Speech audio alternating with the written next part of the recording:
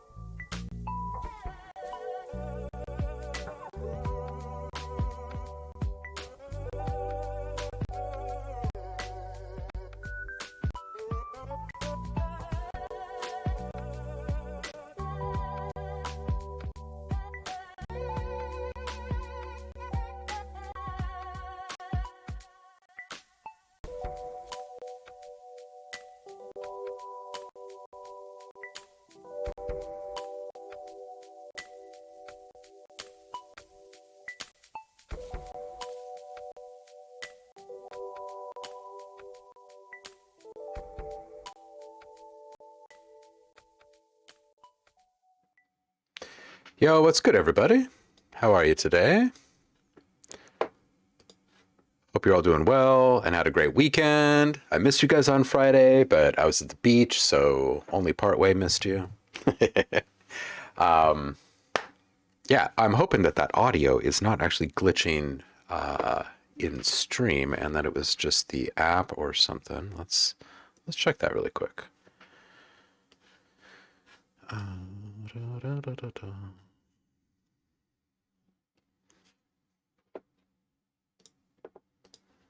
Let's just see if we have weirdness all over the place. What do I have that's long?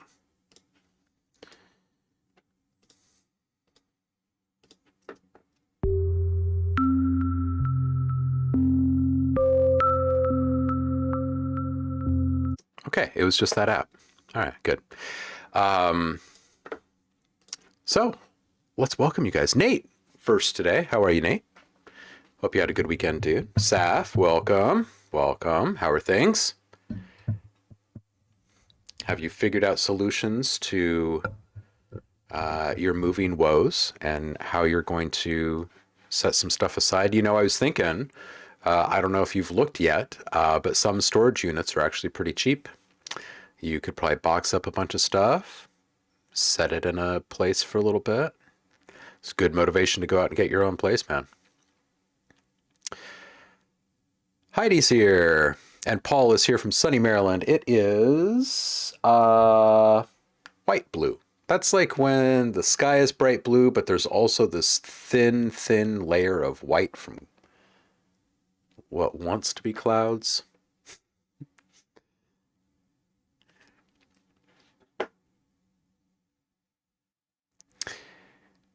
And Tom is here too. What's up, Tom? Looking forward to having you on today, dude. It'll be good to see your face. And Dremia's here. And Dremia, welcome. Javar is here. Welcome, dude. Welcome. Oh, Javar, actually, yeah, it is today. It's usually the last day of each month, but since we didn't do a stream on Friday, we're doing it today. You still got a little time.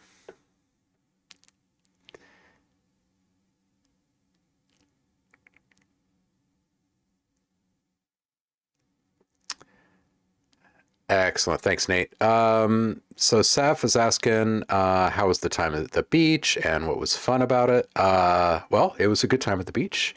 And what was fun about it was just getting good family time in. Just spending lots of time with the little man, getting him out on the sand and running around together. Taught him how to fly a kite, which he absolutely loved.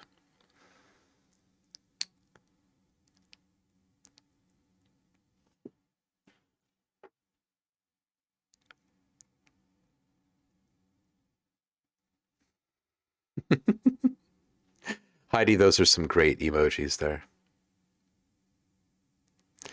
Nate, good. Excellent. I'm still getting caught up with a whole bunch of messages, so I'm glad that I got to yours early.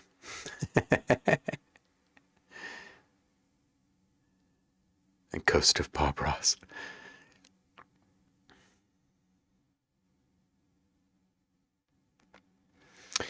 Tom is saying, I noticed that the problem that Damien came across is gate kept by proprietary HUI MIDI controls. Ooh, interesting. What's up, Samaritz? How are you, dude?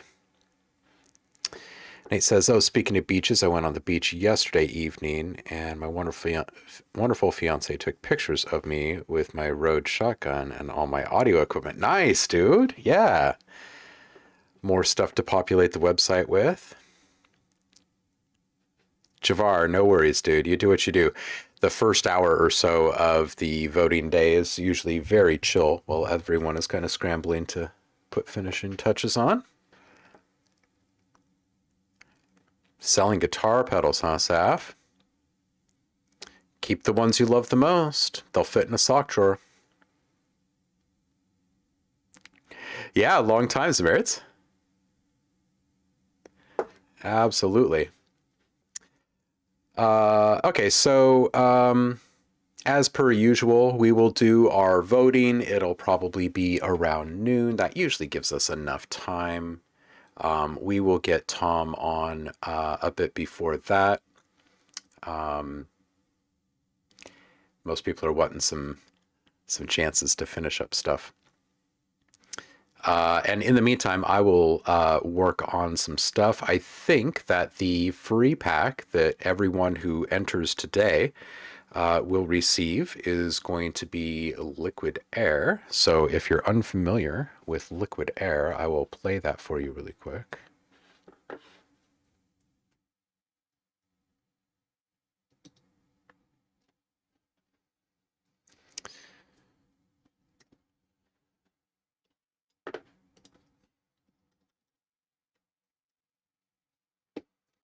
Let's just go find this on the website.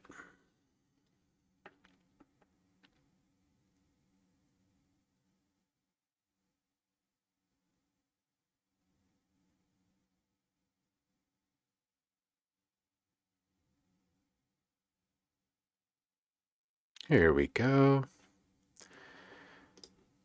A lot of this water was recorded on a different beach trip weekend.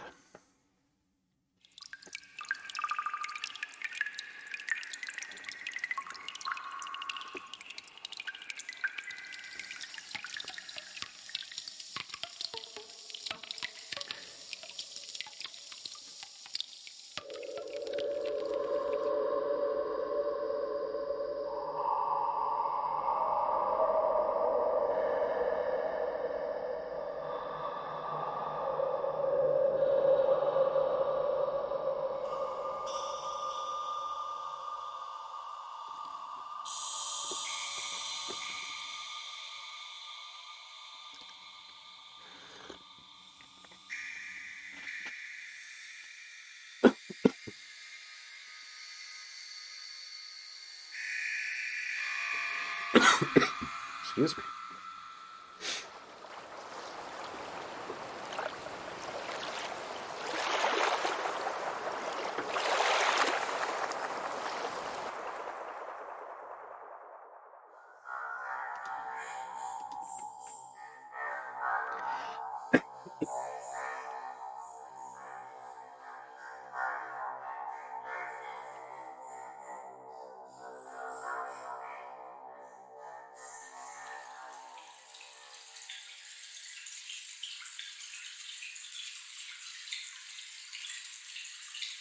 And as per our usual, we do not process sounds in any way in the demo. So what you hear is actually what's in the pack. Lots of fun, cool stuff.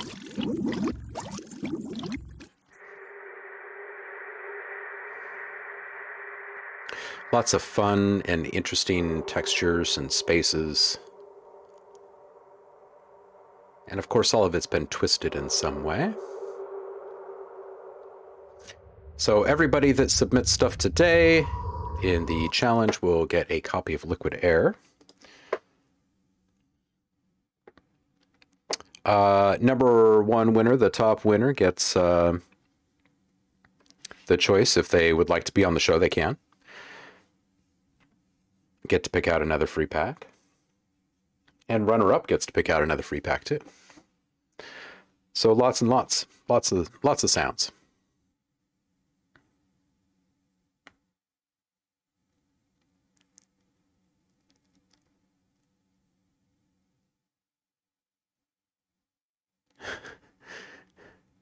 Robot water. Yes.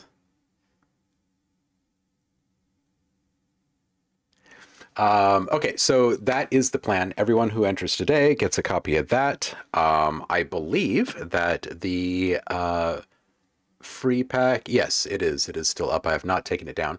So if you are currently subbed, and for some reason you did not grab Lost in the Ether, last month's free pack, you can still do that today after we wrap up the community challenge day today. I will post this month's free pack, and all subscribers can download that one for free as well. We're going to go in a modular direction this time around, and it's a little, oops, it's percussive and tonal all at once. Gotta love it.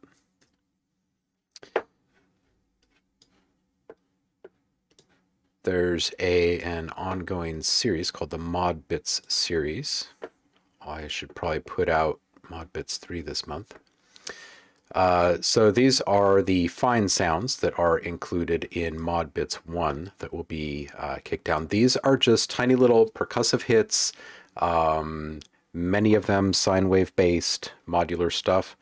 I figured that these will wiggle their way into projects very easily, and everyone likes modular sounds. So here's a sampling of those.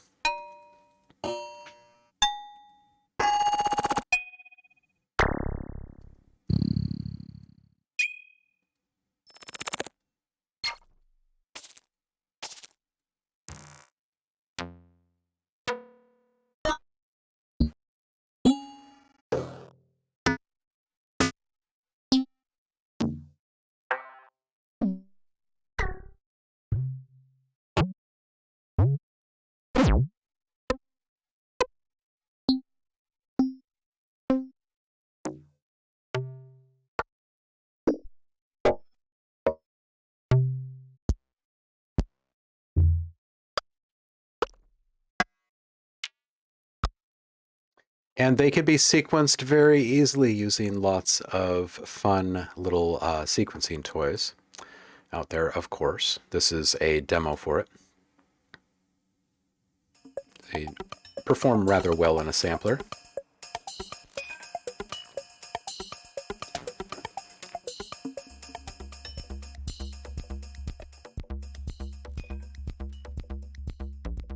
Yeah, so once you get them into a sampler and start sequencing them, it's kind of like having your little modular rig in a way.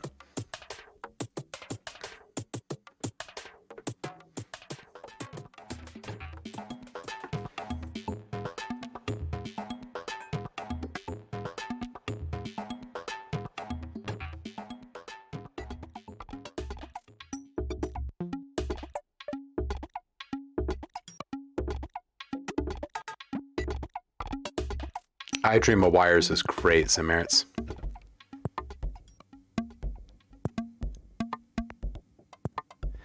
Yes, this is basically electronic trinkets. The cool thing about the Modbit series is not just that it's ongoing, it's that it quickly gets away from this monophonic sound. Modbits 2 is polyphonic sounds, and then it just gets a little bit more twisted from there. I've had hundreds of sounds bounce for this for a really long time.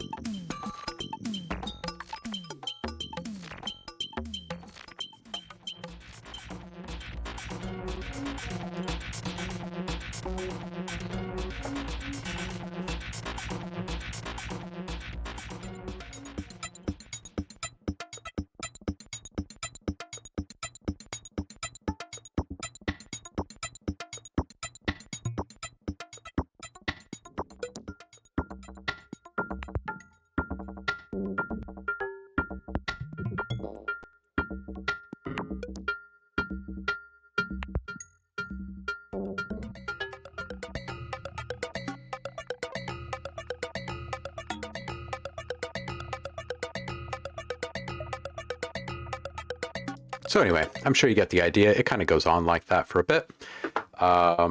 But those will be the sounds that you'll be getting this month as a subscriber. So we will dip into everything happening on the Discord here in a little while. I should probably do something to get my brain into orc mode after being away for a few days, because it really just wants to like relax and chill and play right now. So I think I'm going to do a couple of little sprints really quick. Maybe we'll make like a little beat, and then we'll make like a supporting bass line for it or something, and then we'll peek back over here and see what people are turning in. I have not actually looked yet to see what's inside of the monthly challenge submissions channel yet. So hopefully you guys are filling that up. Oh yeah, of course you bought RX-8, dude. Of course you did, Tom. All right, let's see here. Let's say maybe some kontakt to get started.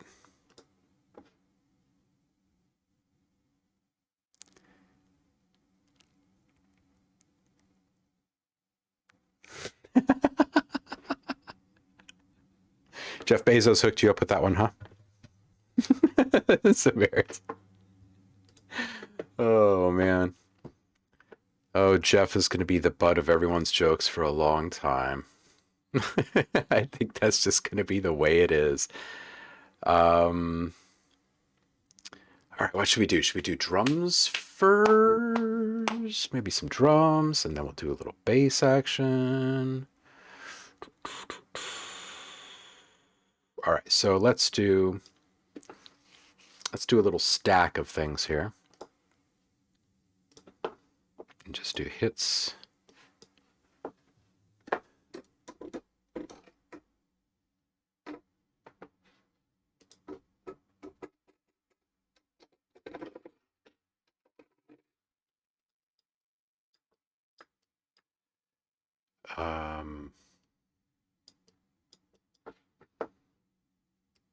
Hmm?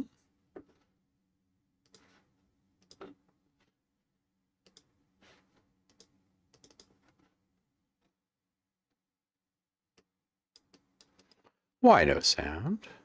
Why? I swear, every single time Streamlabs does an update, general wonkiness ensues.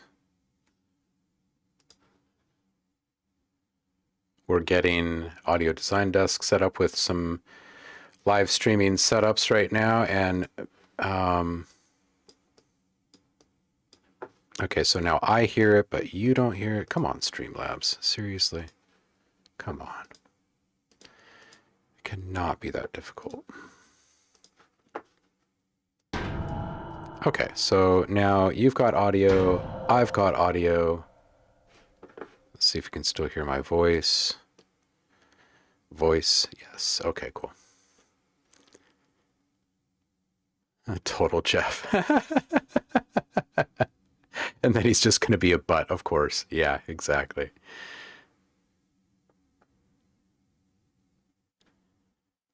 Yeah, I've got all the output stuff, Samaritan. I work with them a lot, so I think I've got everything, and my hands are in everything.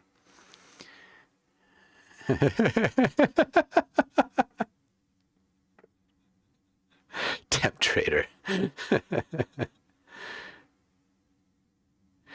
Okay, so Javar, how are you getting an option? Are you...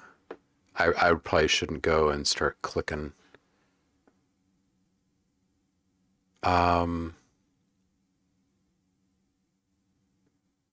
Yeah, I haven't been able to find an option to not make them automatic.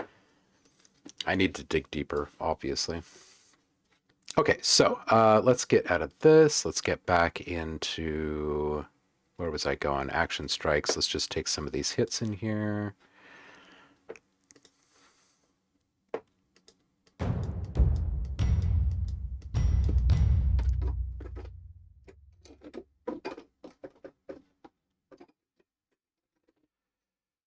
Oh, okay. So now it's the MIDI keyboard that isn't. You gotta be freaking kidding me.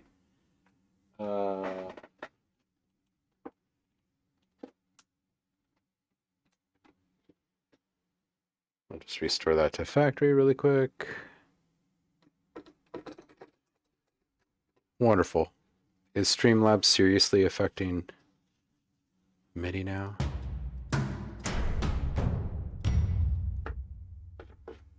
Unbelievable.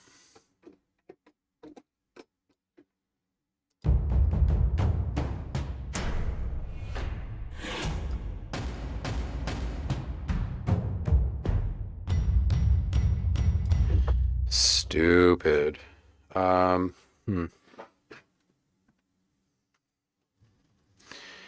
Man, I swear. I don't even know what to do with Streamlabs.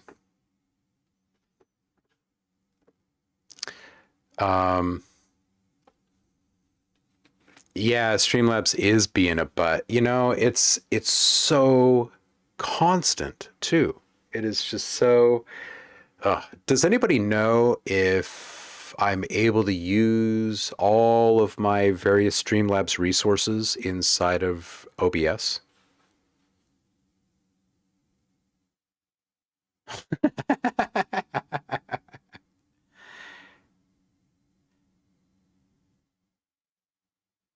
I I double check all of the everythings before I even hit the go live. And then still it shifts. It's just ridiculous.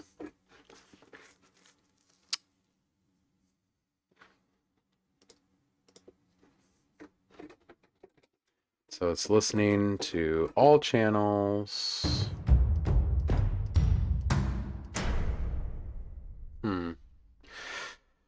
Well, let's just try one more thing and then we'll just use the piano roll today. So I don't have to hassle with this. Preferences. Key commands. Control surfaces. Bypass all control surfaces.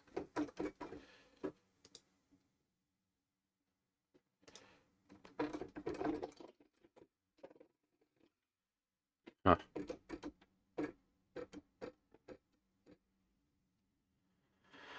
All right, well, that's weird. Onward to our piano roll then, I guess. Let's start with maybe some 8 bars here.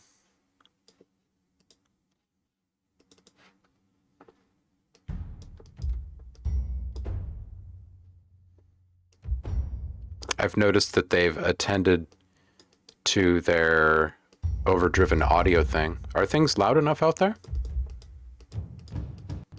I've noticed that everything is markedly quieter with this update. Yeah, Lost in the Aether makes amazing pads in reverse. Absolutely. Absolutely. Oh, Javar, that sucks. It sets all of your stuff back to. See, that's the thing is like everyone that I talk to that uses Streamlabs, we all have these issues. But you know what's really weird is that it's not consistent. Like when I run an update, my stuff doesn't go back to default. And Javar has an option to not do auto updates. And why in the world would it affect MIDI? It's just all. It seems like they roll out lots of things without actually a whole lot of testing, but maybe that's just me.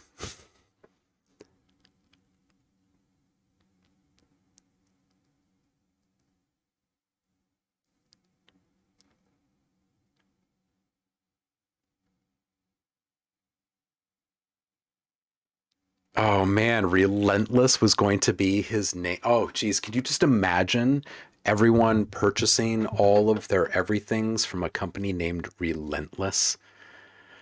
Oh, that just sounds like a sci-fi story come true. Yeah, that's what I say, Javar. Why in the world would MIDI be affected? But my MIDI was working right before the audio cut out there, which is just, it's baffling to me.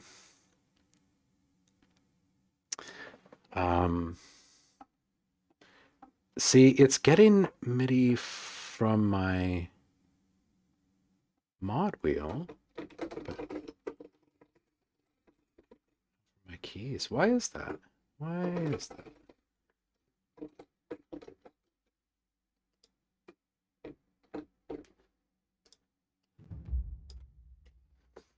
Weird.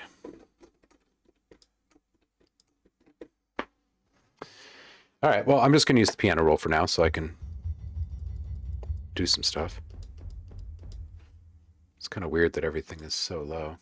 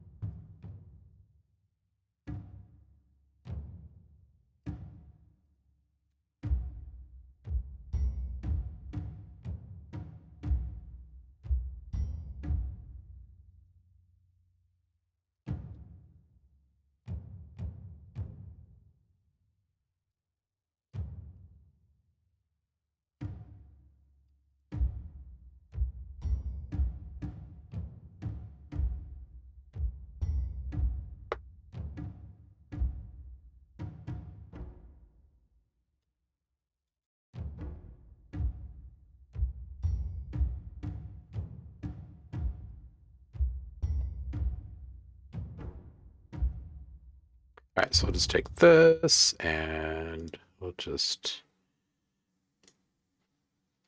humanize that a bit.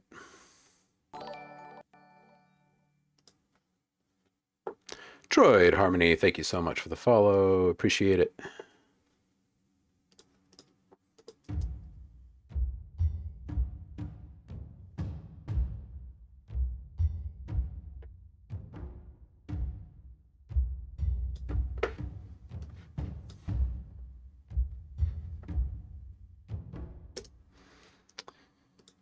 Cool.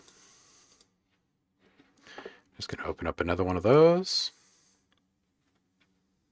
And on this one, MIDI on this channel? No, of course I don't. All right, we're going to change these.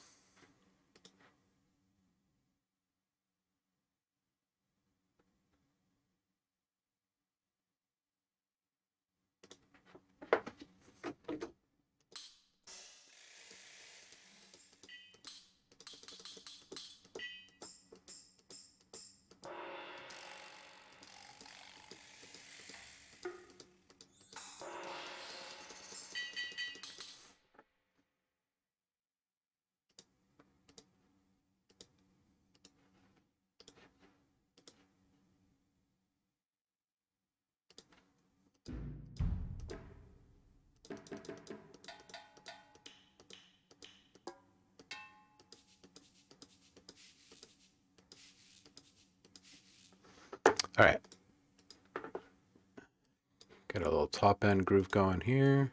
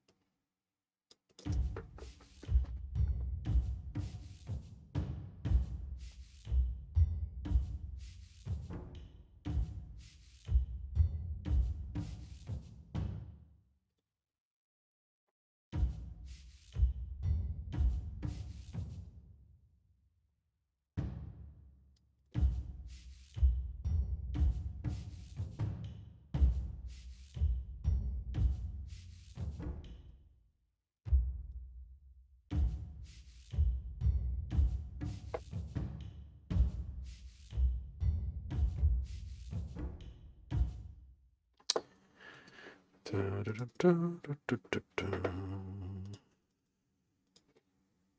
toss a little synth in here to help keep pace. Something simple.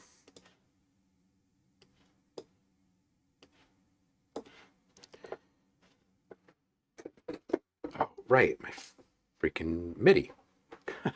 It's gonna drive me nuts. Can he do it?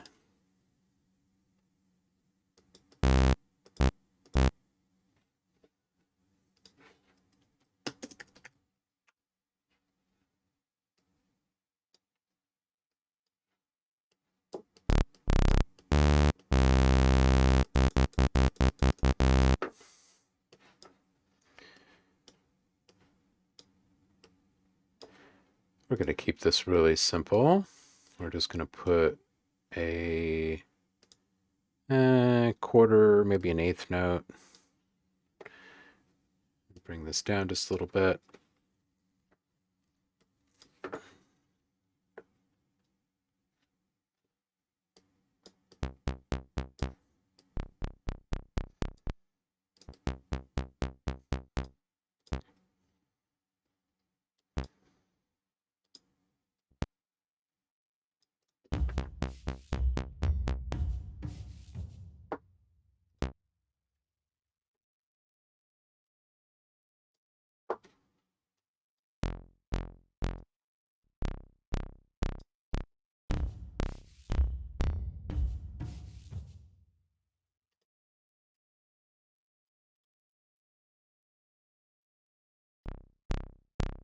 Oh, all of this is going to be so much harder without actual control here.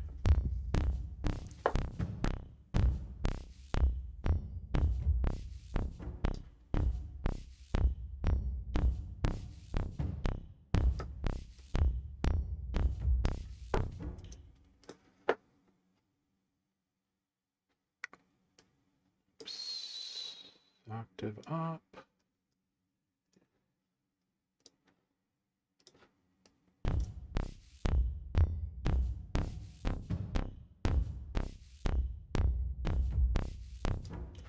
All right, so we'll go up to like maybe 30% FM on that.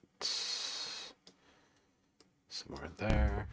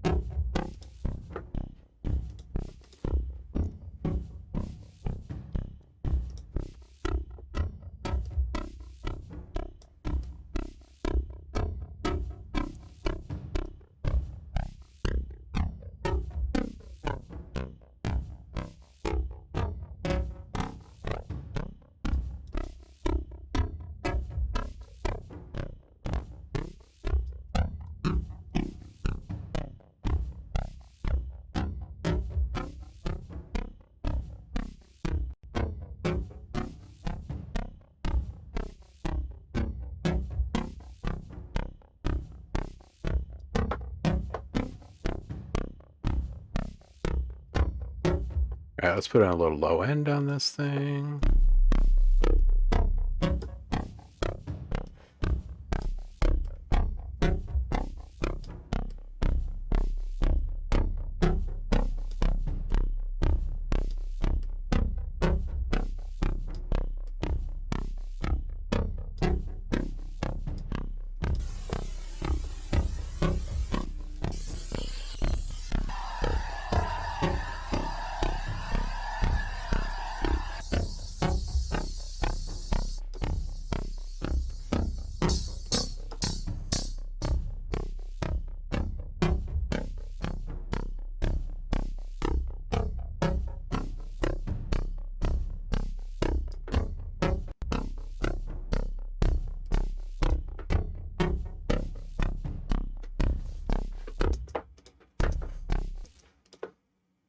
All right, let's make this a little bit more interesting really quick.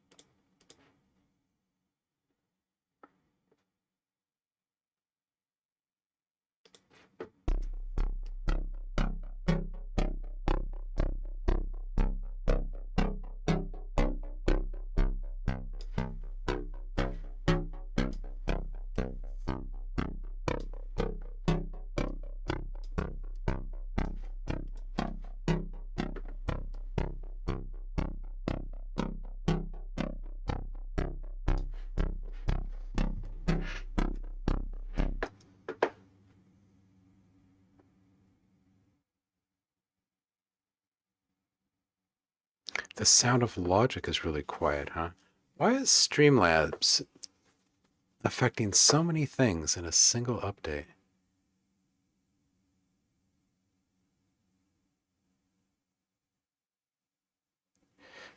Yep, Javar tried all of that. That's so weird.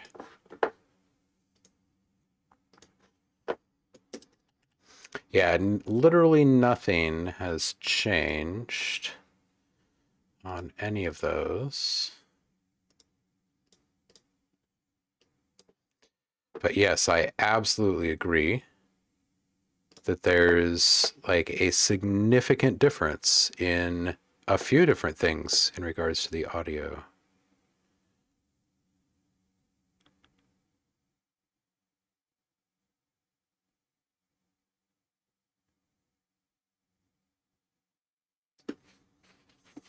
Ooh, nice, Tom.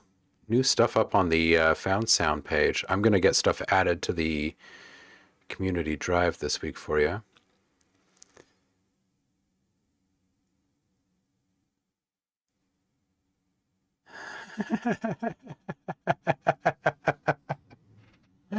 Oh, yeah, we do have MIDI input monitoring, absolutely. And it shows that I'm getting stuff in. Not sure why but this is not the first time that it's happened with a Streamlabs update.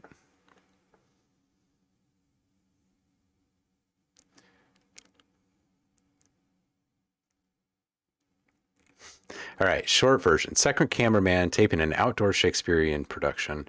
They don't want us there, and we had to be quiet and drape everything in black, etc. Running one of the huge old TV cameras, and it goes out. Get on the headset. My cam went out again, so hit it. Just do it. We don't have a choice. Okay, and bam, and everybody turns and looks. That is the way, huh? Oh, man. You had to cover the entire remote van in black. Oh, man. Oh, dude.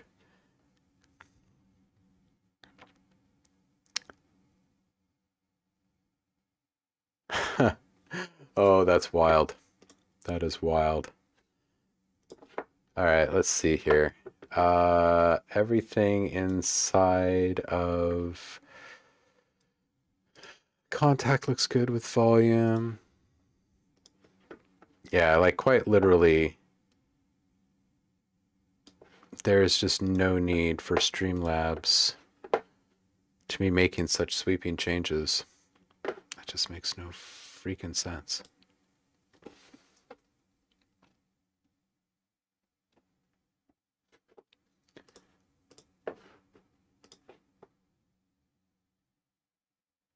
Let's get this part way up, and we'll get this one part way up.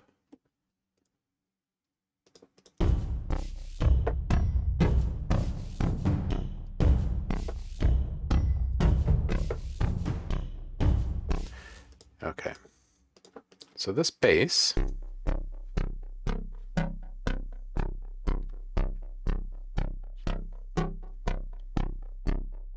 yep, super lame, super simple. It's kind of just what we want, really. Maybe I'll take those delay hits down just a bit. Cool. So let's just bounce that.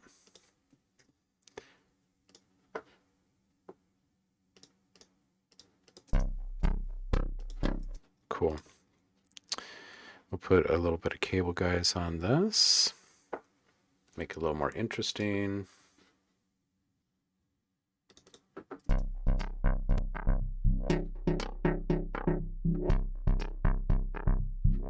Yeah, I think it's probably simple enough to do some cool stuff with.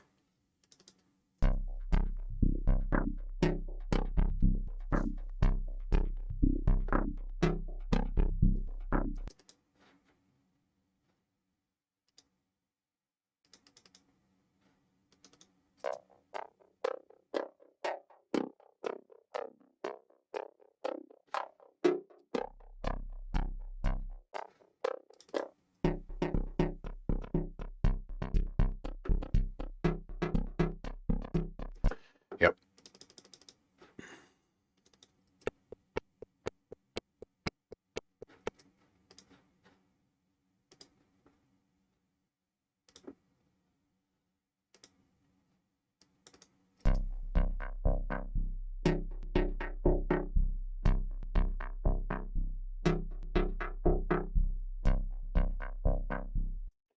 All right, and let's bring back some drums, just kind of test that out a little bit.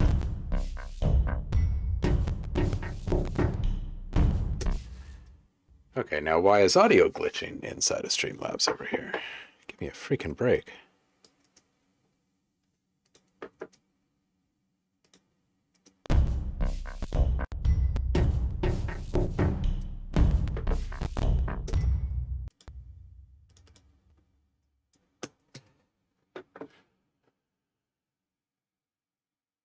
Unbelievable.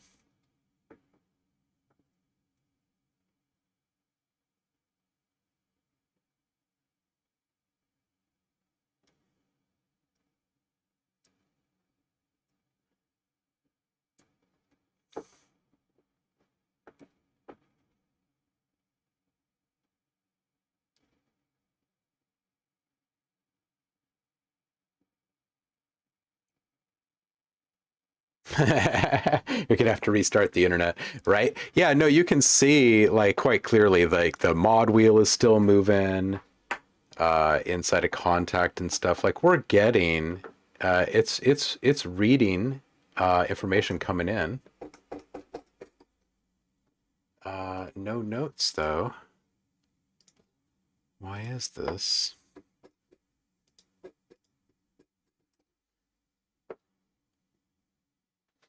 And when I go into my Streamlabs, I can see that Streamlabs is using, it's like an extra 12% of CPU or something like that. Or it's actually fluctuating, but it's around 12% of CPU. And it's usually like 0.5% of CPU. So I'm not exactly sure what it's doing here. It's really weird. Right, Droid? Yeah, you know, 9 times out of 10, there's 2 or 3 more updates that will come out today. The same day that they do these updates, there's always a couple of very quick chasers, and then it fixes the problem. So it's better not to go through and start chasing a whole bunch of fixes. It's just kind of frustrating when Streamlabs does this. Hey, what's up, Damien? Speaking of Damien, we were just talking about you, about Streamlabs and updates and it upsetting audio and stuff, and boy.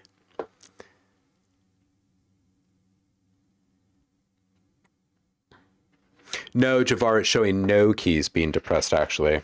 Damien, how was the stream, besides setting up audio the whole time? Red Silver, welcome. Josh, welcome. Samertz.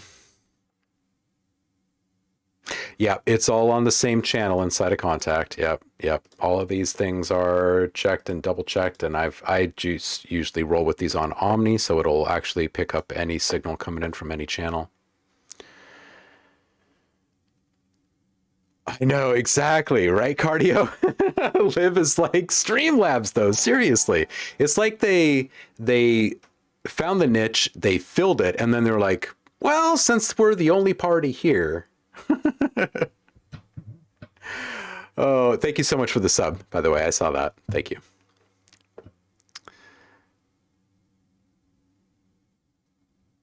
Just the start of the and then they abandon us.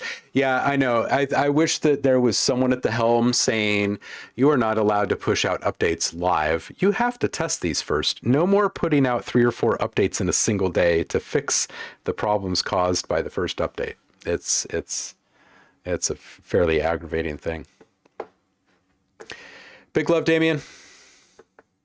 But, you know, whatever. We've struggled through these things before. What I don't like is the glitchiness in the audio.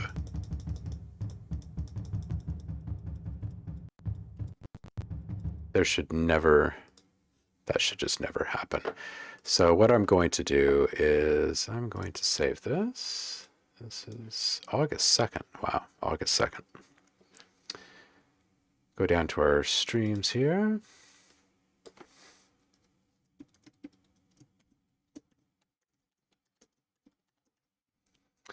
Community voting. Oh, and we'll also call this perk. And we'll say yes. And we'll just close this down for a second and restart Logic. Lab is here. How are you, dude? Always good to have you here. How are things in your neck of the woods? Oh, Hype Train is close yet again, you guys.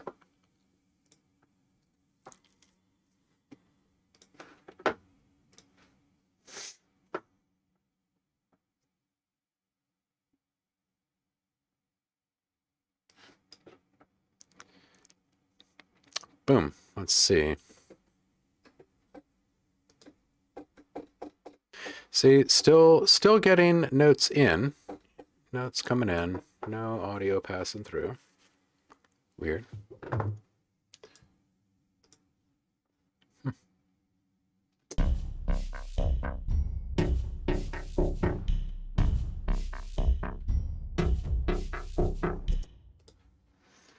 Yeah, just weird.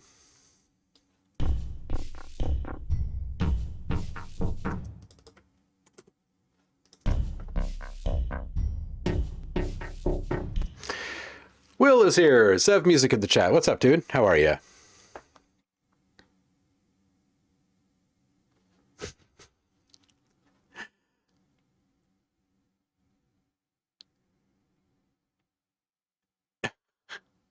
Yeah, Liv, I hear that. And your meters will sometimes freeze for 15 to 20 seconds. Yeah, mine will do that every once in a while. Directly after a Streamlabs update, 10, 15 minutes into a stream, just randomly, all of the meters will hard peg to the right. And I'll have to end a stream and start it again. Whoever's in charge of their live-facing updates needs to move on. That's what I say. Apocalypse. Oh, yes. Hi, by the way.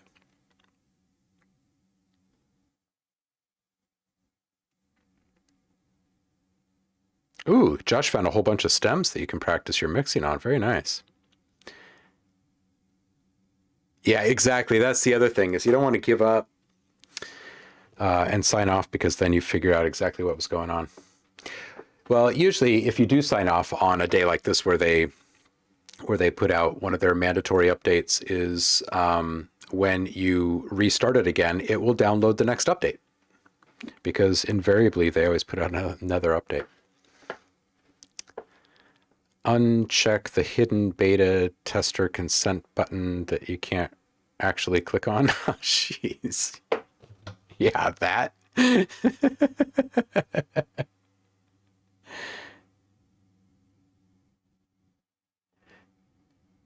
Oh, no worries, Josh. You post what you post, dude. Well, since this is, wow, 9 months. Lab West, dude. How about that? It's been a minute. Let's jump over to the Discord and see what's going on over here, so I don't get too frustrated with Streamlabs in my DAW.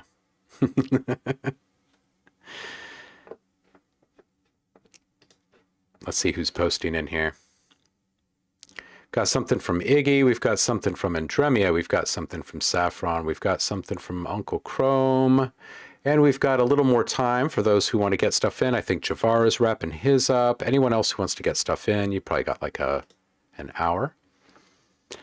We've got some new stuff in the Found Sounds room.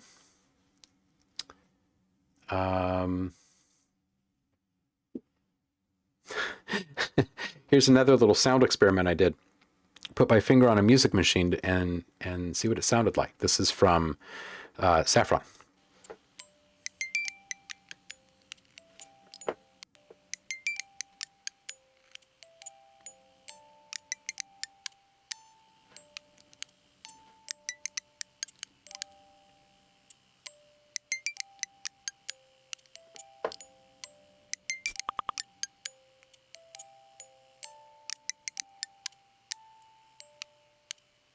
This is great.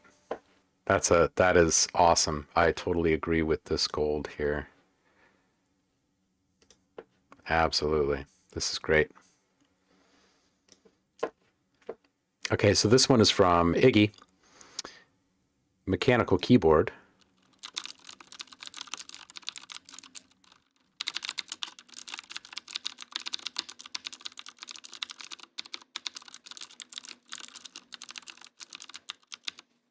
Ah, it's good. Gold. I will update the community drive this week. Public sound design.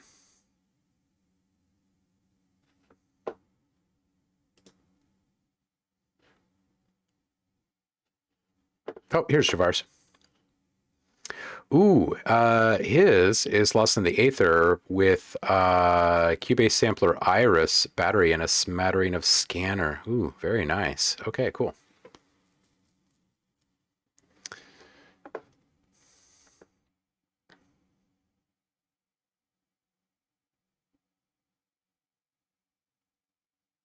Just get out a guitar, take requests, and stream it, right?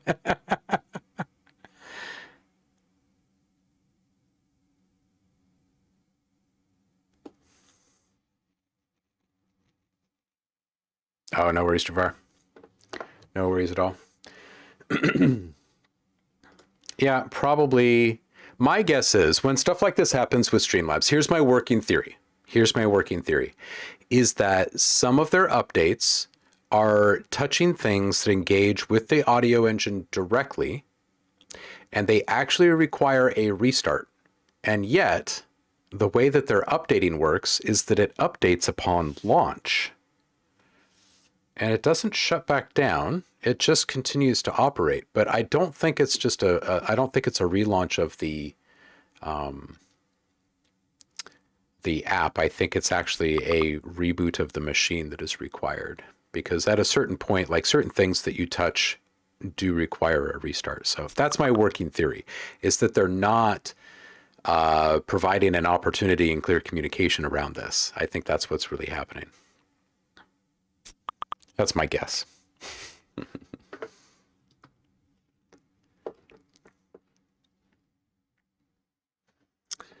So anyway, back to our little experiment here.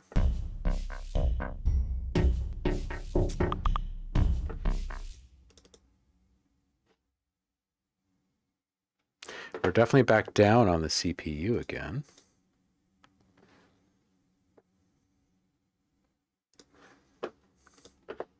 Otherwise, very stable. Just weird, that's all. All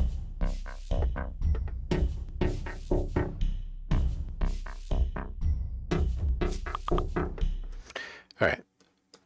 So we're going to make a small series of these tiny little kind of percussive elements. And we can use different different samplers, so if we have better luck.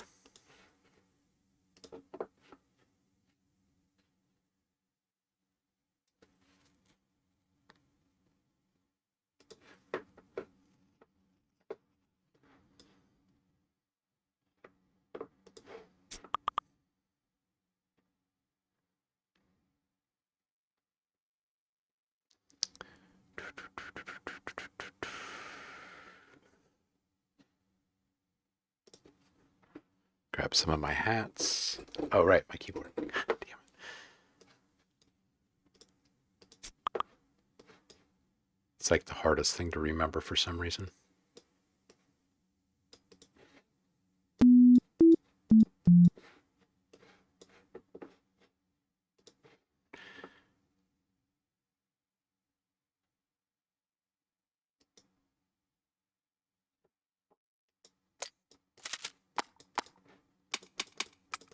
Maybe some trinkets instead.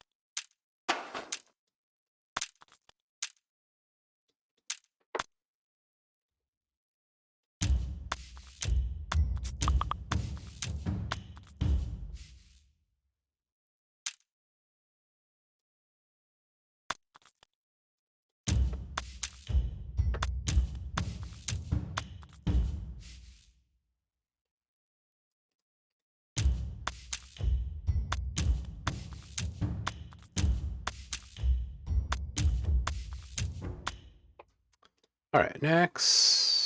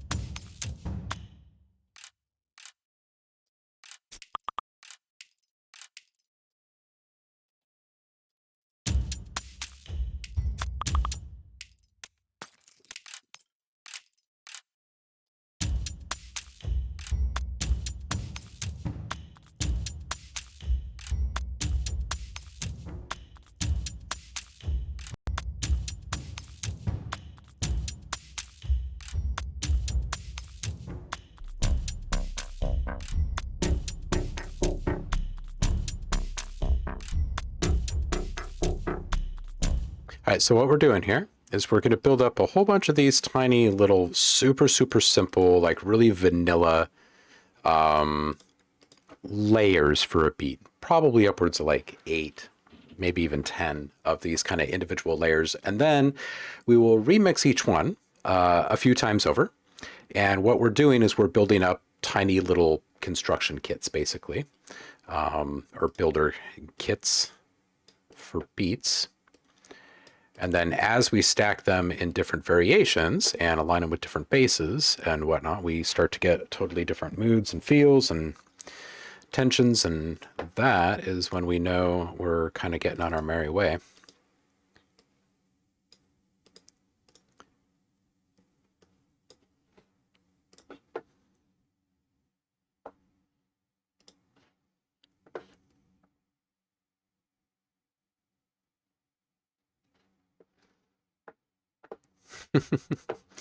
Jafar, yeah, it must be Slack and it must be ignoring.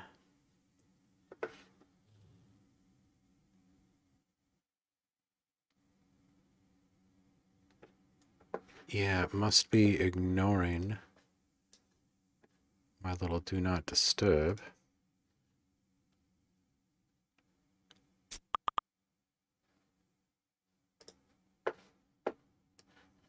Oh, no, it's not. No, it's not. I didn't click it today. That's my bad. Not everything could be an app's fault, right? All right, let's get back into here. And we're going to go with some kind of...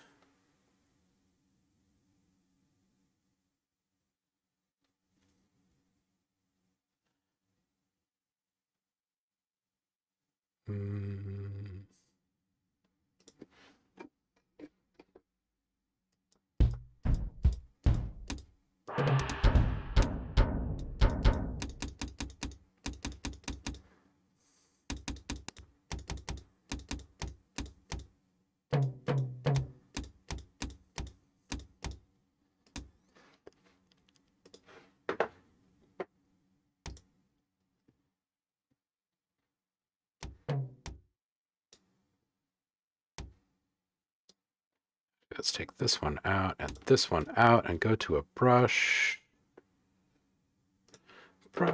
And let's set this at 30-second notes.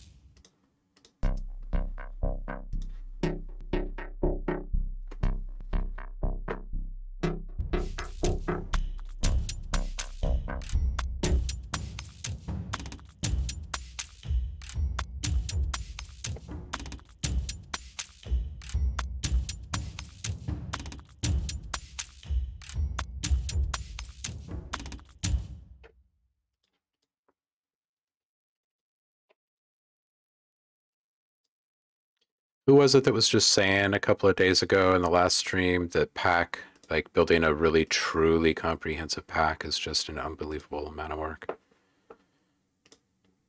Oh, that was Saffron, wasn't it? Saffron, you are correct.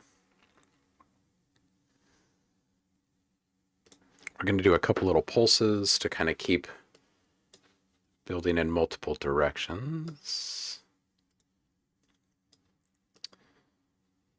So let's do that. Let's see here.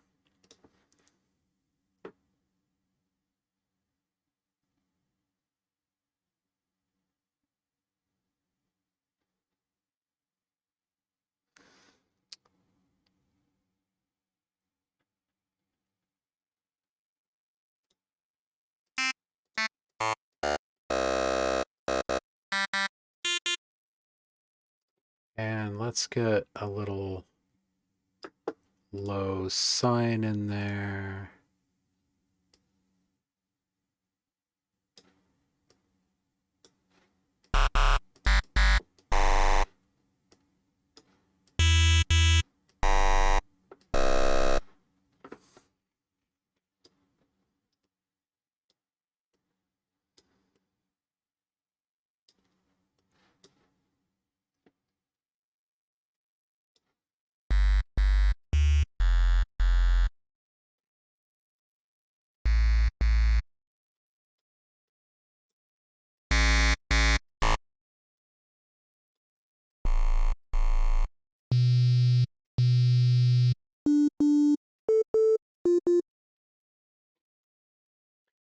I keep reaching for my keyboard.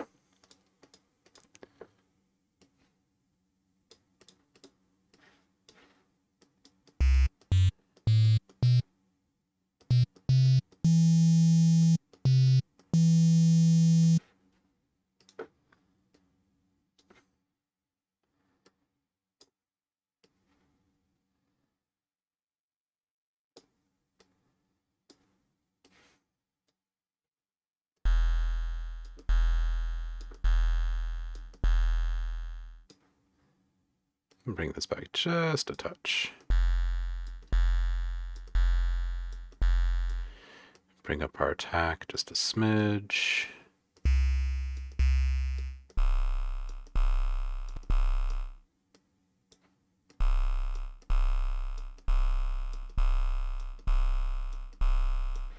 All right, let's bring this up.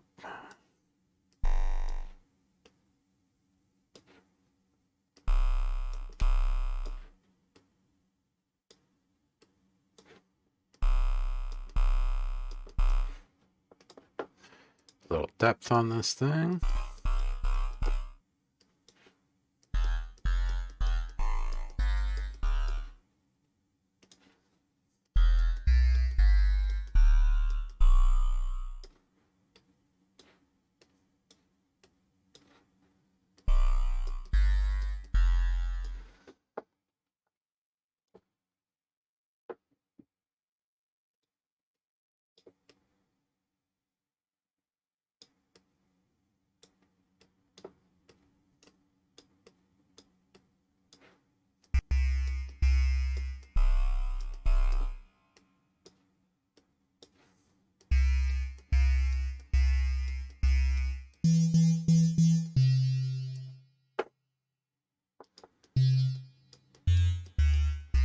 All right, so we'll do just a couple of pulses here.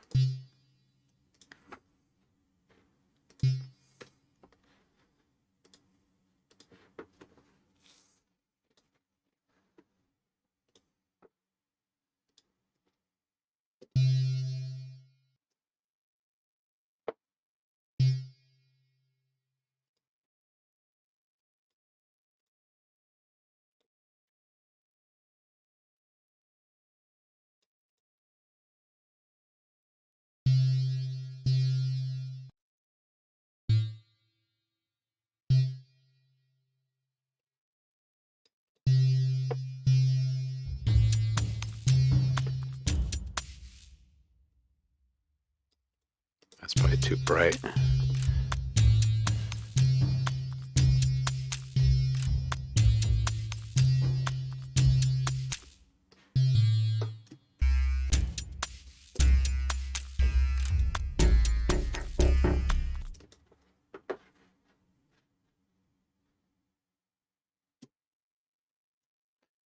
Back up again and maybe just do a little note repeat or something.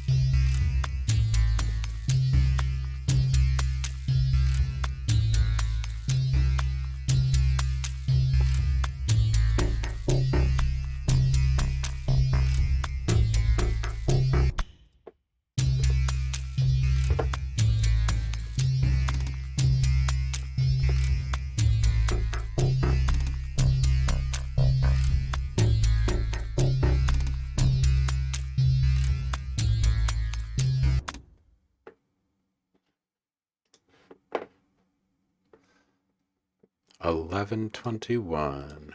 All right, let's make just maybe another simple little pulse one. And then we'll give Iggy a call. We'll start taking a look at what's popping in the Discord.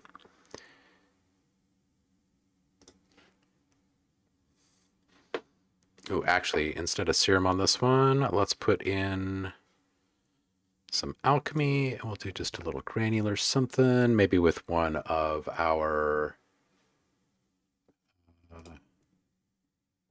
mod bits.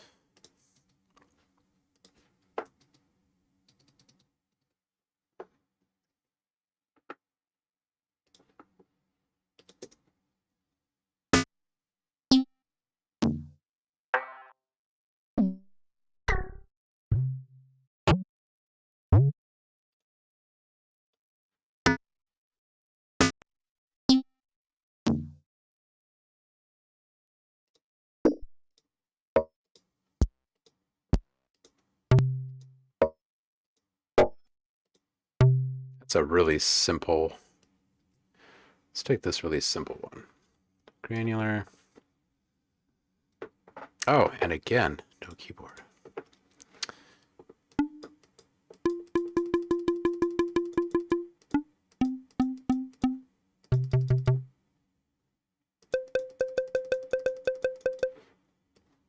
All right, so let's see here. Let's do eighth notes on this.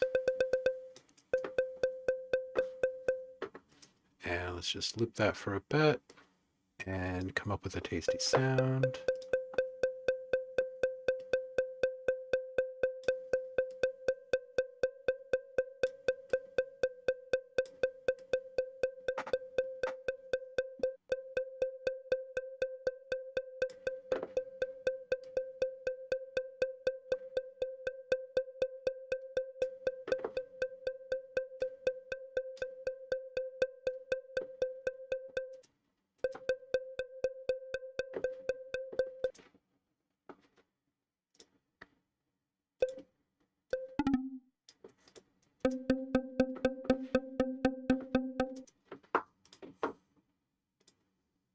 Okay, take this one down just a touch in velocity, and this one up just a little bit.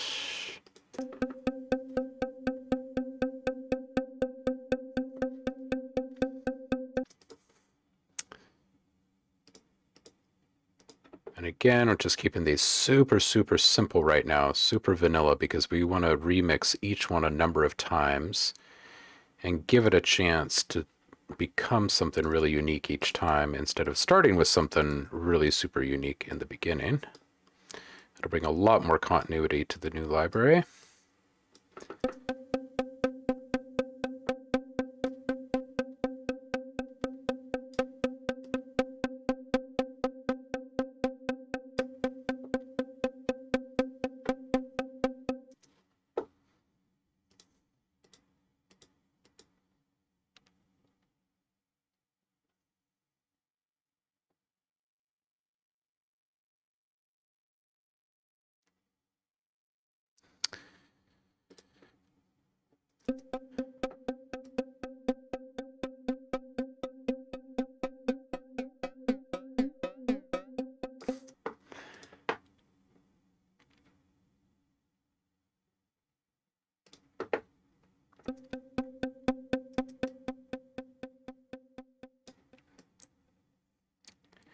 Make these guys really quick.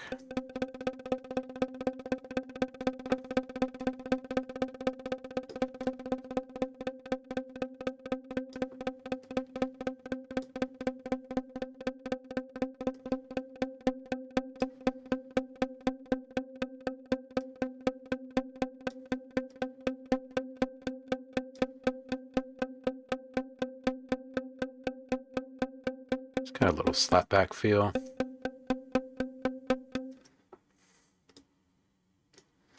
See what this will sound like with some reverb.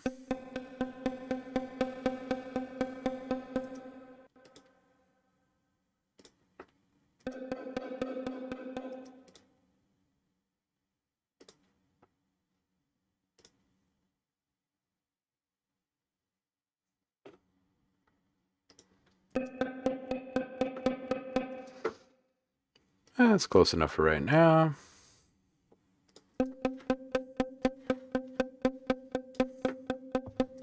And just as a quick test, we can put a little cable guys on here right now. Let's grab a random preset really quick and twist it.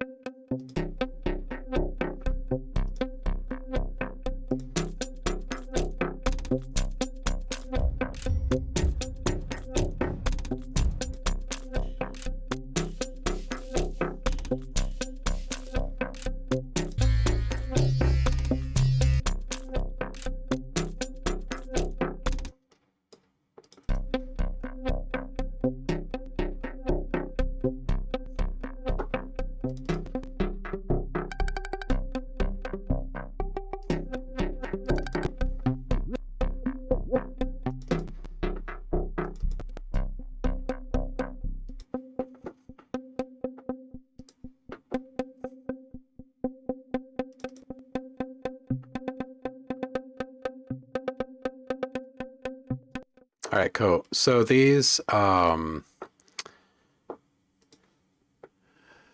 really simple guys, they'll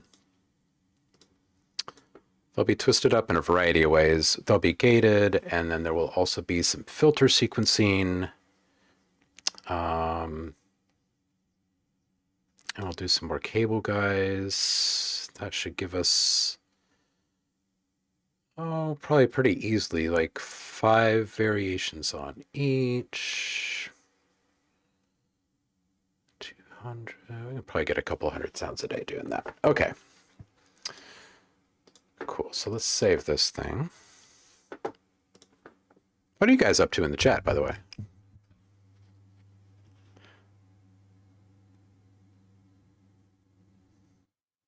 See you later, droid.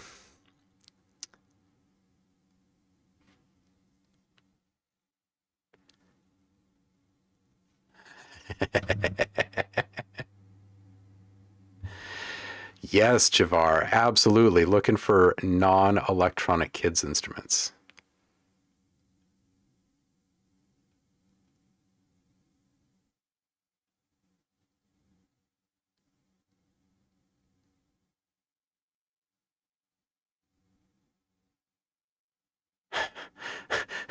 Don't you hate it when the kids at the store beat you to the toy that you're about to buy to go home and record?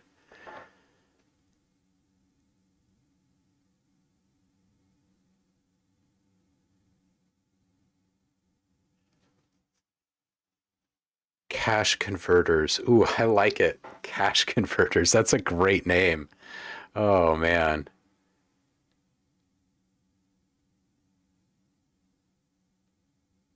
What's up, TJ Empirical? I see you lurking. How are you, man?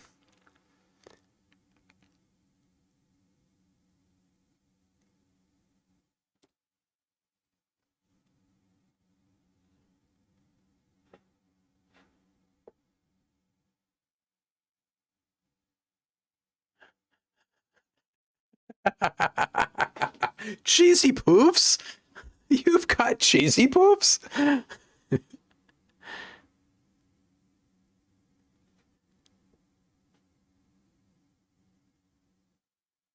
Heidi, yeah.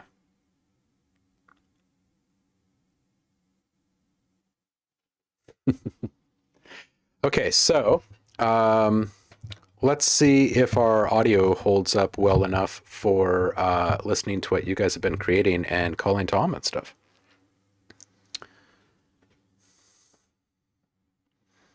Blends into the shadow and lurks. Nice, Andremia. All right, so first things first. Let's see here.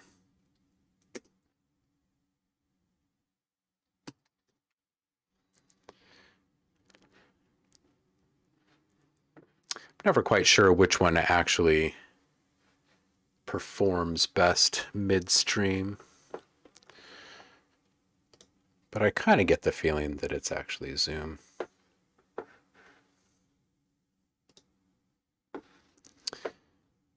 So I'm going to go drop this for Tom.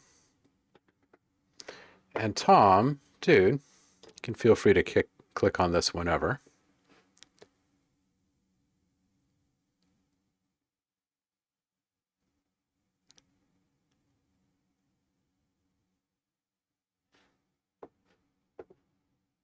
All right, where are my messages? There they are.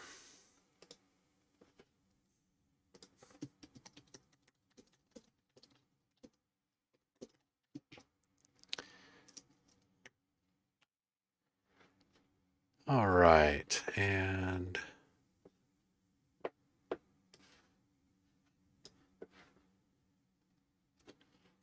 ooh, and Nate has posted his final version of a sound design test in here. Nice. Nice. Hey, what's up, Tom? How are you? Excellent. If you want us to see your lovely face, how are you, homie? Okay, let's see if we can get this audio into our chat the right way.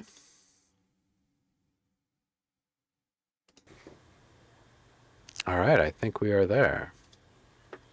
Go ahead and say hi to everybody. Hello, testing. I think it Hi, Paul. works.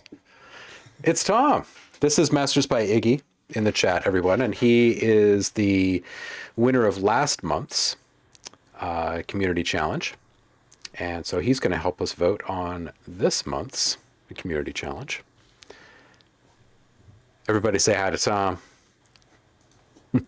It's good to Hey, have you here, Tom. homie. Yeah, it's pretty good to see you again. Absolutely. How's the day treating you? Same old. Just been working. I work in the morning in the gym for fun.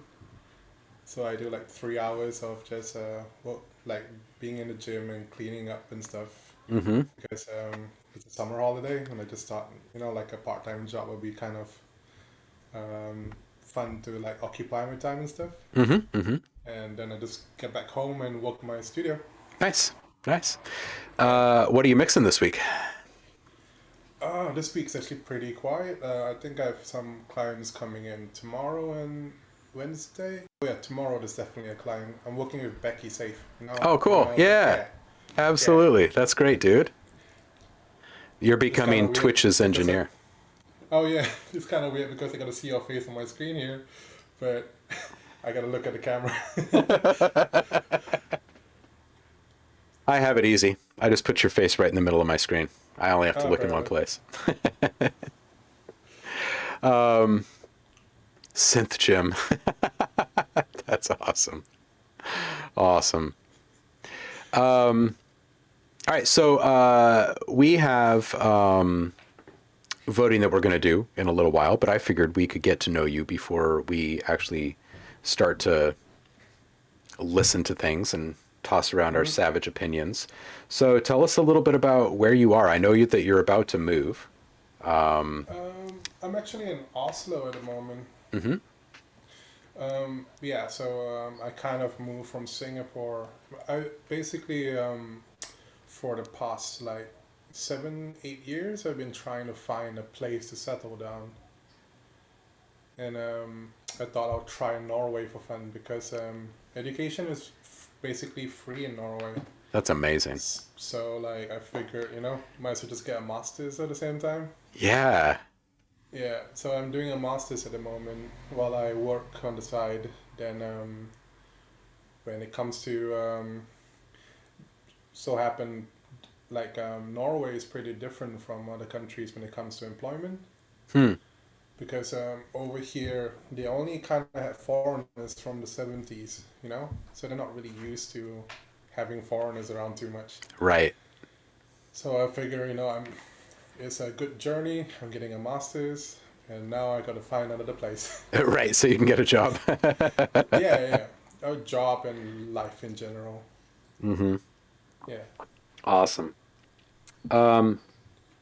Can you tell us a little bit about where you went to school before you headed out that way? I actually went to like the first step was going to a diploma was in this place called SAE. Mm-hmm. It's kind of a for-profit school that kind of like I just like went there because I was really interested in audio, Mm-hmm. and then I learned whatever I could there, but I realized that it wasn't enough. So one day I was just typing on Google best audio engineering school, and ended up going to LIPA, which is in the UK. That's fantastic. Yeah, and then um, I met a lot of really cool people in the UK, and I was actually climbing the producer ladder there, but because of the nature of the work is kind of freelance, so what happens is that it's to get a visa to stay there and work there is kind of problematic because it's freelance. Right. Yeah, so I ended up going back to Singapore and try to figure out what I gotta do.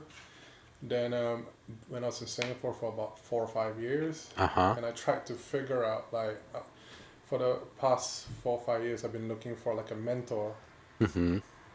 and I was figuring out like because like I feel like if I don't have somebody to look up to, that I cannot try to beat the person at what he does. Sure, sure. Yeah, because I think I know people don't like Chris Lot-Elgay because he can be quite a big attitude. But Uh-huh. one thing he said was like, beat your heroes, and I think that kind of stuck with me to this day because like I just feel like if I find somebody that is better than me, I will try to be better than that. You Yeah, know what I I mean? think that's fantastic. Yeah. Yeah. Yeah. So and now in Oslo, I'm just trying my best to survive until I go back home, and I think I'm applying for a U.S. green card soon because Oh, nice. my sister is a citizen anyway. Okay. So and hopefully my journeys will bring me to the U.S. Nice, dude. We'll have to enjoy a cold beer together when you get here. Definitely. So, let's dip into Twitch just a little bit. Like, how were you affected by the pandemic? Number one, and like, what changed for you, and what has Twitch brought about for you? Um, so wait, which one first? Well, how did the pandemic affect you first? Well, I mean, because it's already a struggle trying to establish myself over here. Like it didn't make things any easier for me. Yeah, Yeah, and then what happened was I just tried my best to like offer my services wherever I can. yeah, If I have to do a free master, I'll do a free master if it gives me some exposure. I know the word is kind of bad, but during the corona when you have nothing to do, that's right. yeah, I was just figuring, like whatever I can do to put myself just a little bit ahead, Mm-hmm. Mm-hmm. And then I kind of found Twitch like 5, 6 months ago, or was it 5 months ago? And then I came across Damien's stream, and I just thought, oh, this guy is a Grammy-nominated producer, cool. And he was like doing track reviews. And then I remember I just constantly watched him, and I think it was the second time I was watching Damien that I was kind of like rated to your channel. Then I was like, oh damn, cool, this guy makes really cool sounds. Nice. And then I got to know the community in OhmLab, and it's really chill. Like all these people are lovely to talk to. I kind of look forward to my Monday, Wednesdays, and Fridays to talk to these people. Yeah, yeah. Yeah, so it's been really good. That's awesome. That's awesome. And you're getting down with some folks on Twitch recently. So can you tell us what you're doing with Becky? Or are you just mixing some stuff for her or what? Um, so like she has a track that was like I think like 2 years old or something, Mm-hmm. Mm-hmm. and I'm just trying to help her out with like I was supposed to do a master, which kind of turned into a bit of a mix, and then I kind of help her with the replacement of some Mm-hmm. drum stuff in here and there, and I think we're gonna try to finish it tomorrow. Nice, dude. That's awesome. That's great. Cool. Beer. Right, Will? I actually had a cold beer over the weekend. It's not that often I get to like really enjoy a cold frosty beverage. That's one thing that the pandemic has hurt in my book is like on the social side of things. Since I'm not a huge drinker, I don't have like a nice supply of booze here in the house usually. So I would like kind of rely on going out with my friends to like go have a pint or whatever. And that's pretty important here in Portland where everything kind of revolves around beer, coffee, books, music, right? And I feel like I've completely fallen out of the know. I worked in that industry for so long and had my finger on the pulse of all the beers and it's just gone. It's just gone. Beer. Everybody loves beer. You And drink all beer, the Tom? yeah, I mean like I try to because like I have not the gyms have been closed for like I think like 9 or 10 months now. Uh-huh. So I was drinking a lot of beer before that. Right? But as soon as the gym opened, like I only restrict myself if like somebody offered me a beer, I'll be like, yeah, sure. Yeah.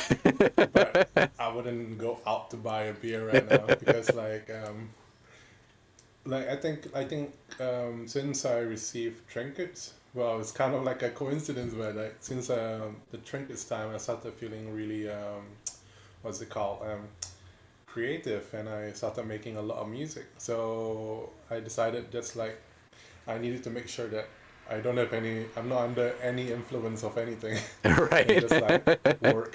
Just make some Yeah, stuff. yeah, Yeah. Yeah, I hear you on the gyms being down and stuff. Like I've like with my back injury and the pandemic, like I've totally gained weight during the pandemic. I'd imagine that yes. half the people I out there think have. everyone did. And like this is, if you see like how long my hair is, it's like Yeah. Corona hair.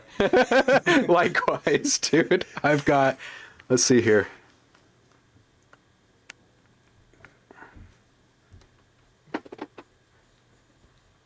There's a delay, so I'm just waiting. Oh, there it is. Yeah. It's long. Yeah, it's I cut off like a foot not too long ago. And I keep saying I'm gonna cut it off because it's all falling out right now. I think so. And the funny thing is like, because I'm planning to go back home now, and you know Singapore is really strict with drugs and everything. Uh-huh. But you know, with my hair like this, and I kind of like wear shorts and a black T-shirt and flip flops, I don't want to look like a stoner too much. Right, right. Because they'd be like, "Come over here." I was like, I was like, they're gonna check my blood to make sure. Oh, this is the thing about Singapore. Like, if you go into Singapore as a foreigner, it's totally fine if you have weed in your blood. Uh-huh. But if you're a local and you go back home and you have weed in your blood, they can convict you for it. Oh man. That is hardcore. That is Yeah, it's hardcore. pretty hardcore. Yeah. And you're a big guy, right? Like you're Yeah, tall I'm too, pretty right? big. I'm not super tall. I think I'm tall for an Asian guy. Mm-hmm. I'm like 5'11". Mm-hmm. Yeah, that's pretty big for an Asian guy, right? Yeah. Yeah, Mm-hmm. and yeah, and I think back home in Singapore, like I'm considered Chinese, even though I'm like very mixed. Mm-hmm. Mm-hmm. Like majority of Singaporeans don't really have a beard Oh, right. or long hair. Uh-huh.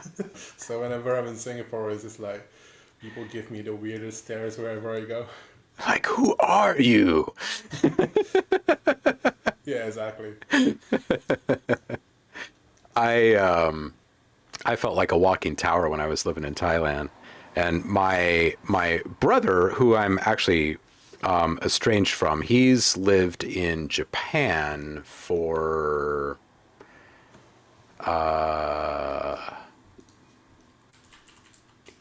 close to 30 years now. And I remember when he came back, because he's taller than me. I'm like 6'2" now, probably. He's like six, almost 6'4". So he's a bit bigger than me. And he came back and he was like, the hardest thing to get used to is the fact that I don't actually see a lot of faces when I'm walking around, like in the same direction with people. All I really see is the top of people's heads. And I'm thinking to myself, like, yeah, like you're probably just not trying very hard or whatever, Bill. You know, just like classic little brother response, right? And then I move over to that side of the world and I'm like, oh my God, he was absolutely correct. I'm a jerk. Like, oh man. The flow, right? Yeah. Haven't had a haircut in 40 years, didn't even notice. Jafar. I have to invest in a thing called a hairbrush, and I was like, oh, I have to own a hairbrush now. Yeah, right. Yeah. Oh, that's funny. I wanna check into the Discord here and see how many things we have. Oh yeah, Gavari, like I've seen your stream and you have pretty long hair as well.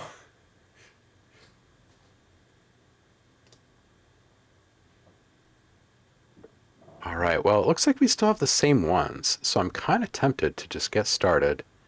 1, 2, 3, 4. Hey, is anyone else out there working on one right now that they're planning on turning in?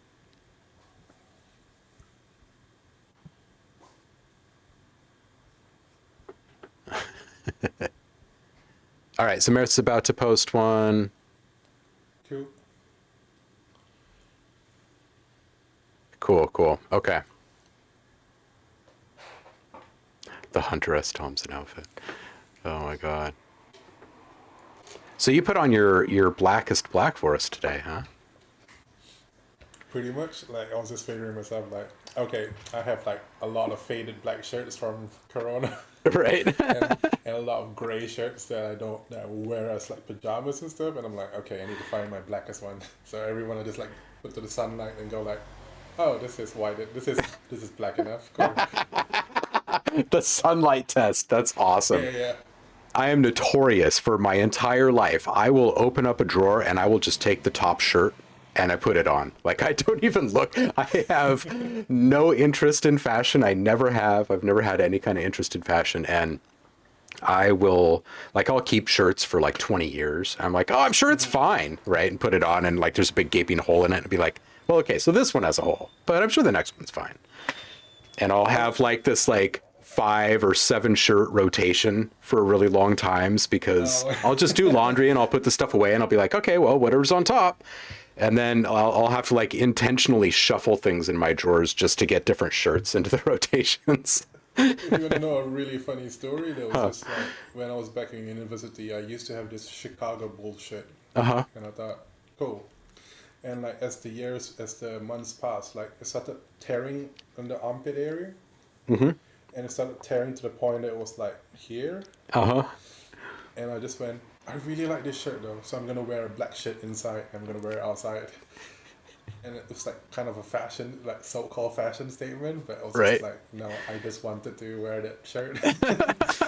But the thing is, like when I went back home to Singapore and I did that, and in Singapore everybody's a lot more conservative, you know, like people are very prim and proper, you know, like like guys don't really have long like unruly hair or anything, so it was like everybody was just like, why is this guy in like a torn up shirt?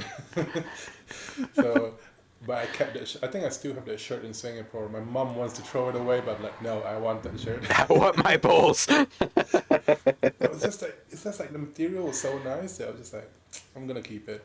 So did it actually have anything to do with the Chicago Bulls or was it just you liking the actual shirt itself?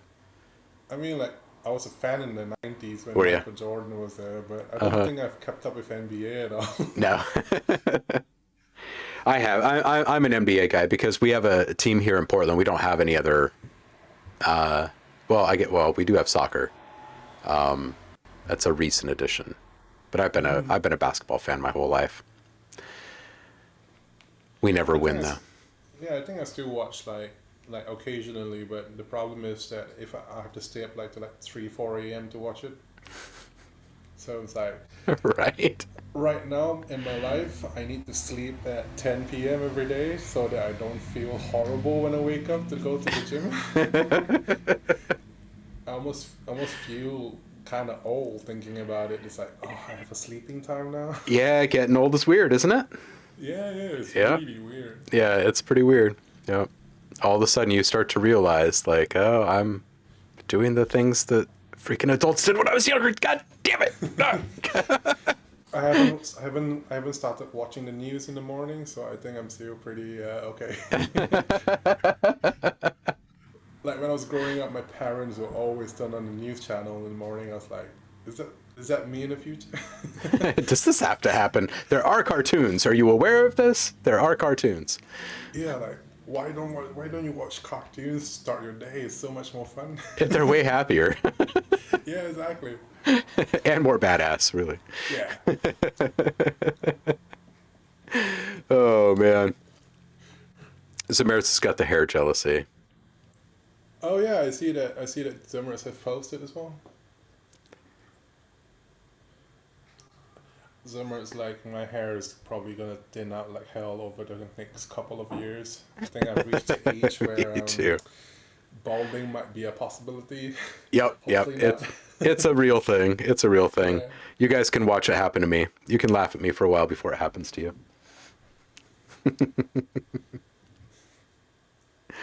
Oh man.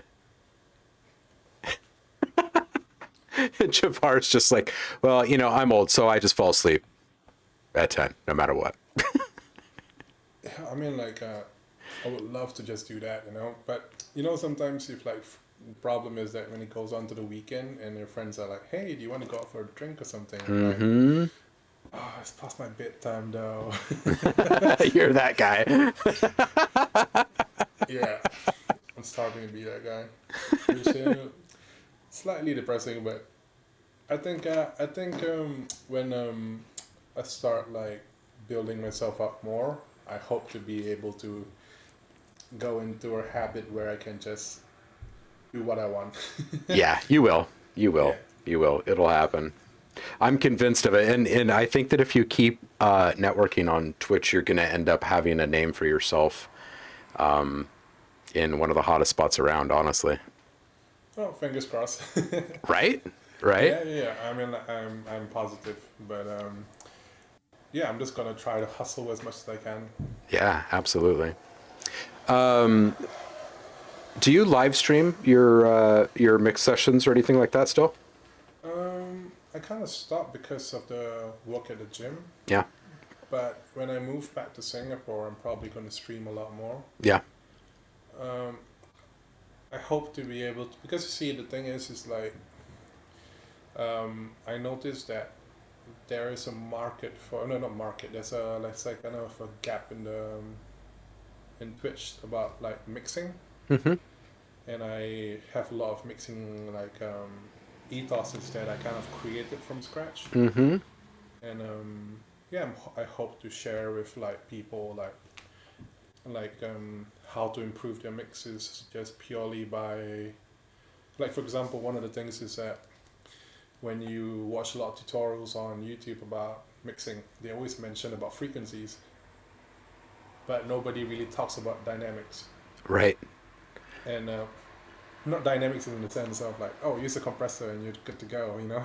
Right. It's more like if you compress something with with a kind of slow attack, what happens to the sound? Does it become more bassy? Does it become more trebly? Right. Like, what frequencies does it take away? And Right. like, and one of the concepts I was teaching one of my mentees recently is like, if you have like an instrument that you compress way too much, Mm-hmm. you kind of build this platform of that frequency. So anything that you build on top of it is just going to be creating resonance eventually. Right. So if instead of a chunk, it's like kind of like a triangle or like a kind of like a typical waveform, Uh-huh. and you kind of have that have that frequency kind of disappearing after a while in a really short amount of time, you don't get the build up of frequencies as much. That's right. Yeah. And I Yeah. was just trying to like explain that theory of like what I noticed, like how people are mixing nowadays. And because I've worked for like famous engineers and producers before, I try to steal what I know from them and kind of evolve it into my own. Yeah. Yeah. So I do a lot of things like upwards expansion and upwards compression, and like Mm-hmm. and I don't see anybody else do it, so I'm like, oh, cool. Yeah. Absolutely. Yeah. And when it comes to EQ, like, because my current like domain is mastering, I use a lot of MS EQ, but I noticed that because I started mixing a lot again, I use a lot of MS EQing in my mixes as well. Right. So, and it really helps. Oh yeah. It frees everything up. Right. Yeah, it frees everything up. It's like if your vocal is dominant at 500 hertz, Yeah. you just stick an MS EQ on your guitars or something and just cut 500 hertz on the mids, and you're good to go. That's right. That's Yeah. right. Yeah. Absolutely. Yeah. So I'm like trying to, and like I said, if anybody in the chat needs any help for mixing or anything, like, feel free to hit me up. Like, I mean, like, if I got the time, I'll be more than happy to help. Awesome. It's very kind, very generous. Yeah, I can easily see you becoming kind of the engineer of preference on Twitch. I can see that happening. We should dip into some of these. Yeah. But yeah, I do. I think that all these folks streaming, I think that it would be good for them to have like mixing done live and Mm-hmm. kind of lift the veil and yeah. All right, so let's stack this over here so I can see you and listen to this. So this first one is from Uncle Chrome. He says, this is where I took the ether samples.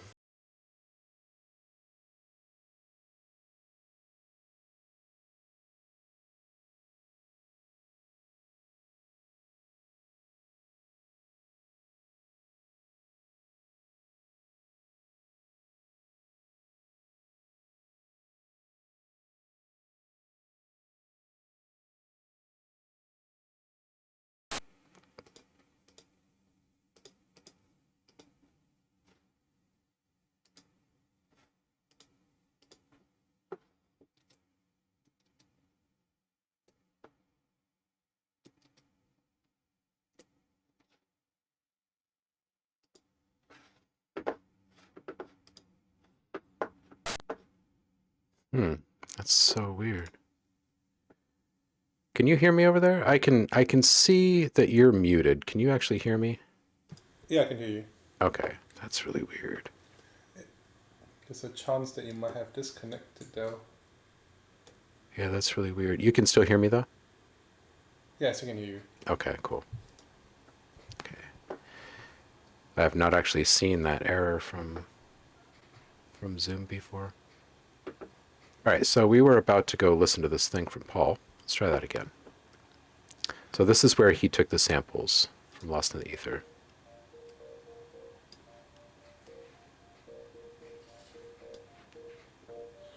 I've got it locked and loaded. Cool.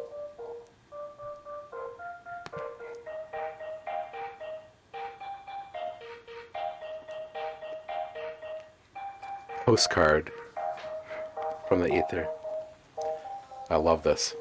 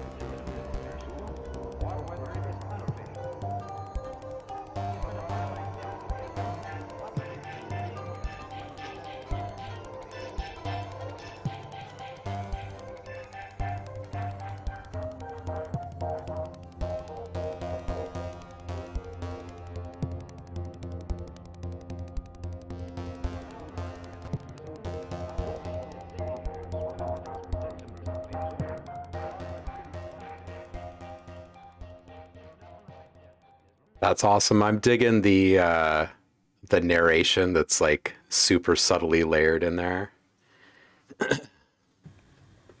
Yeah, it's really really nice. It's like I was saying, like there was a very strong theme to it, Uh-huh. and it doesn't like it just felt like you could close your eyes and kind of imagine being in the scenario that he wants to put you in. You know? Right? Right? Yeah, yeah, Yeah, hundred he's percent. got a thing going on here. All right. All right. Nice one, Paul. Thank you. All right, next up, this one's from Saffron. He says this track took 2 hours to mix, and it's actually all right when you come to think of it. Listen to Metro Train Telephone Pole working. Here we go.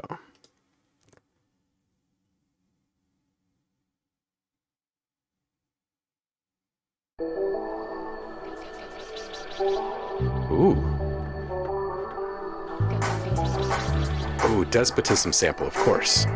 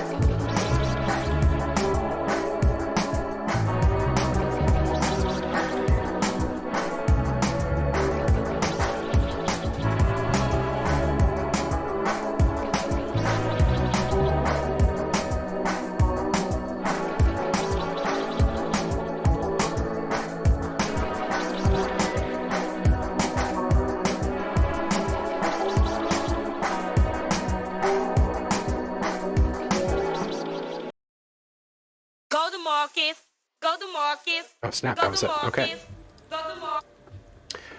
Saf, dude, this was trippy. This was Yeah, cool. What'd you think of it, Tom?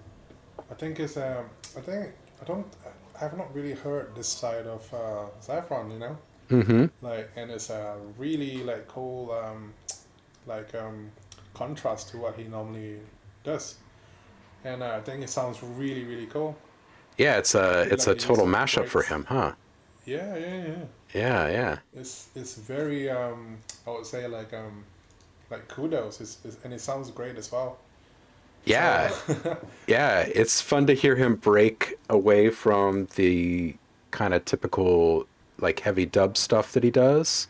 yeah, yeah, Yeah, and he worked in the Sailor Moon sample still. I'm digging that.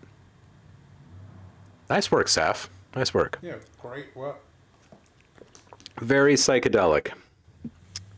Absolutely, Andromeda.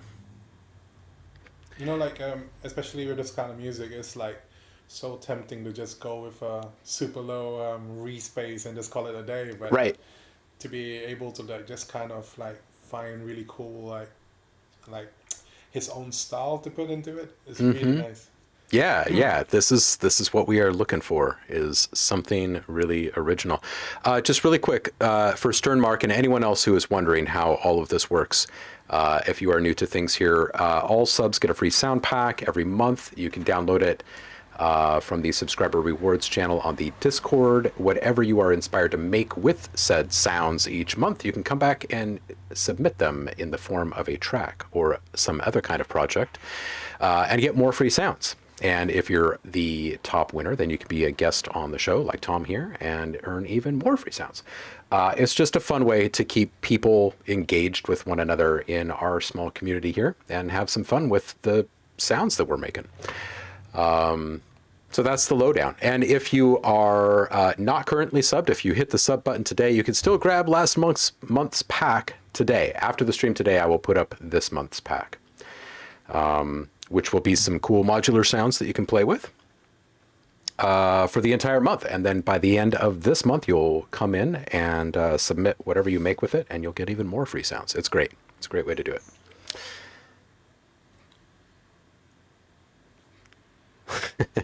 You bet, Saf. All right, so next up,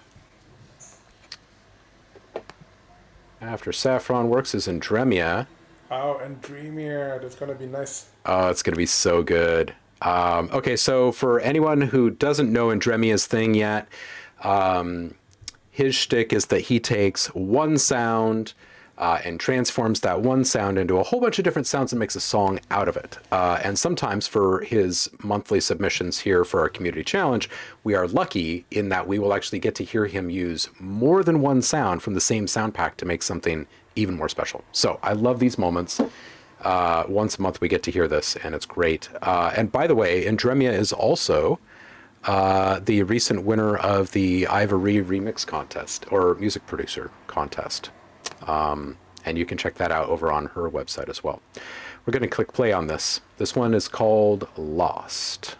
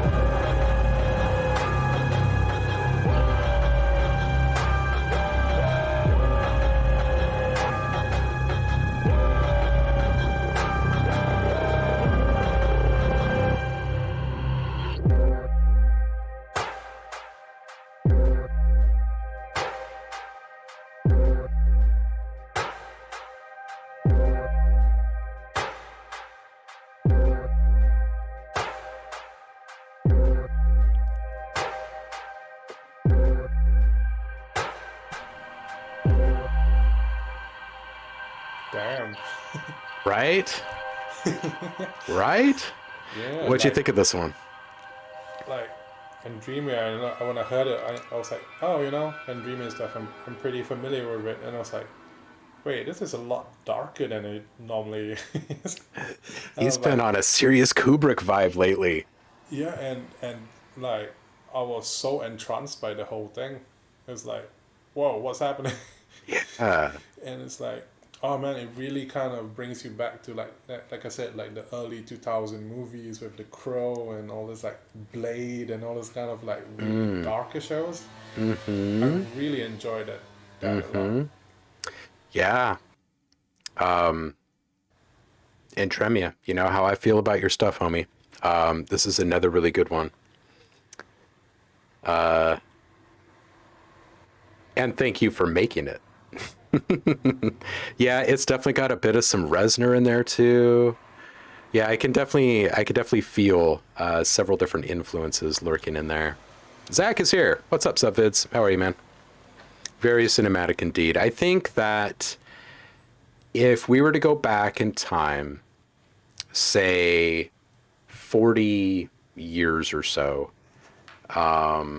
maybe a hair more. Maybe Andremia can do this because Andremia is not human.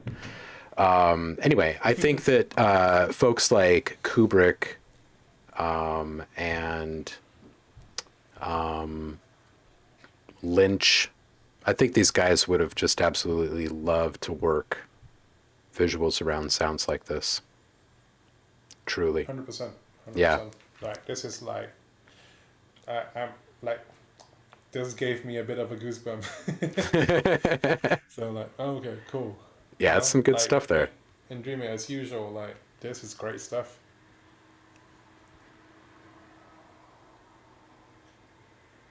What's up, Zach? How are you today, dude? Little perfect drug in there. Yeah, yeah, yeah. Oh wait, and Dreamer is a Nine Inch Nails fan as well. Of course. Of Well then, course. Of course. I'm a huge Nine Inch Nails fan as well. Hey, when are you going to start doing all the engineering on Andremia releases? Wait, which way do I look directly at Andremia?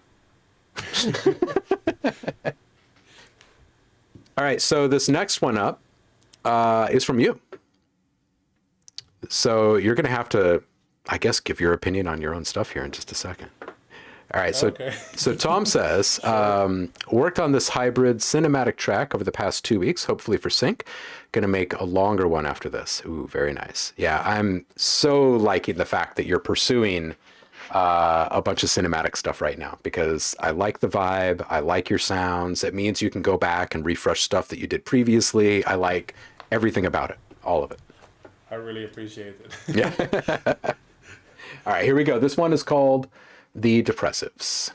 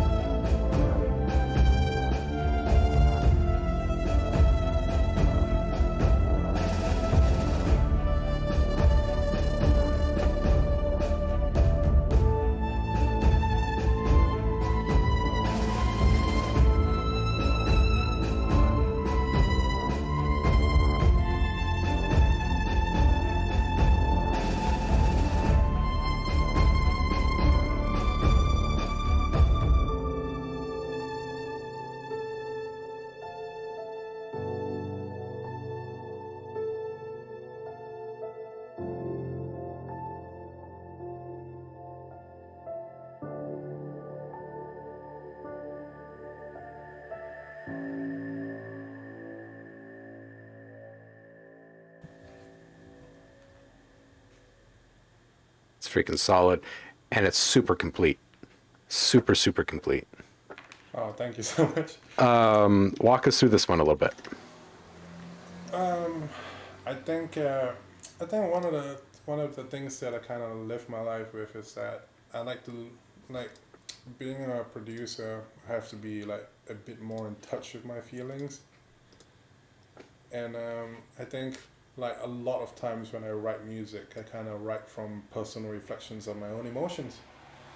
So like this is kind of like I think this is kind of me encapsulated in cinematic form, where I just like I normally start off with like a very delicate piano, and then it just and normally it's quite a dark motif. It's kind of a before I started making a lot of drum and bass and stuff. Like a lot of my music has been known to be very dark sounding, Uh-huh. almost kind of depressing, you know. Uh-huh. Uh-huh. And I kind of feel like when I write music, it's like kind of writing entries in a diary. Right. So for me, this is like another entry into the diary. It's like, oh, okay, you know, like I remember, like, like I remember, like, oh, why I wrote this song, you know, like because I was feeling this way in this particular time of my life, you know. Right. And this is kind of like a reflection of what I wanted to kind of portray at the time. So it was kind of like, yeah, you know, like it's kind of almost post-corona and things are kind of picking up very slowly. Mm-hmm. But then I came to the realization that this place might not be for me, and it's kind of like a bit, you know, like just kind Yeah. of like spill the emotion into the music, and Yeah. it is what it is. Working it out. Yeah. Yeah. Well, you could definitely feel that there were some feels back in this. You know what I mean? It's got a very, very complete feel to it. Really cool. What were you thinking with the textures in the middle of this? Um, I think because like I think like I said like I'm very influenced by quite a few like influential. There was a few influences that I was like kind of growing up with, and one of them being Nine Inch Nails especially. And in fact, like when Andrea was mentioning the perfect drop, which is like such a combination of like synthesizers and orchestral sounds. Mm-hmm. And then for me when I wanted to kind of express that sense of like that lead where it's kind of almost frustrating sounding, I kind of decided to find. And one of the things that I noticed about scan synthesis is a bit like it's a bit like a wild bull. Yeah. Whereas so I was actually using a wild I was actually using a scanner for this, and I was like, oh man, it just doesn't like it's just too wild for me to tame right now. So I went to find I went to find like I went to find like a really like morphing like kind of like sound for it. Mm-hmm. And then what I did was I kind of automated the tremolo and Logic to kind of vary, and I thought, oh, you know what, this is like exactly how I wanted it to sound, because it has this like this orchestral vibe with like this Yeah. kind of like creepy synth kind of playing on top, and it's just like, oh yeah, this is exactly what I wanted. Nice. Yeah. That's awesome. Uh, bless the tremolo, Yeah. man. It goes in everything.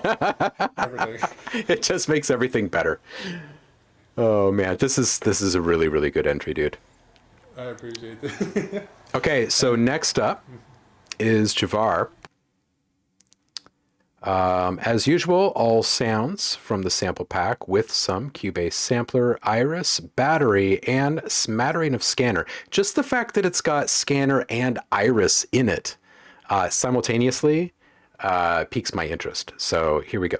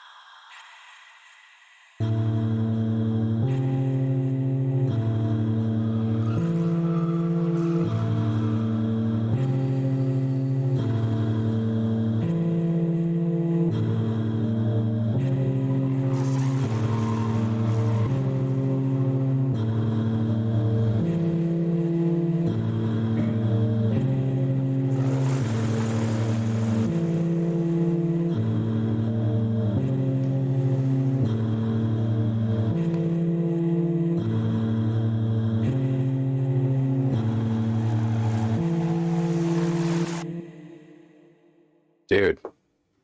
Wow, Javar.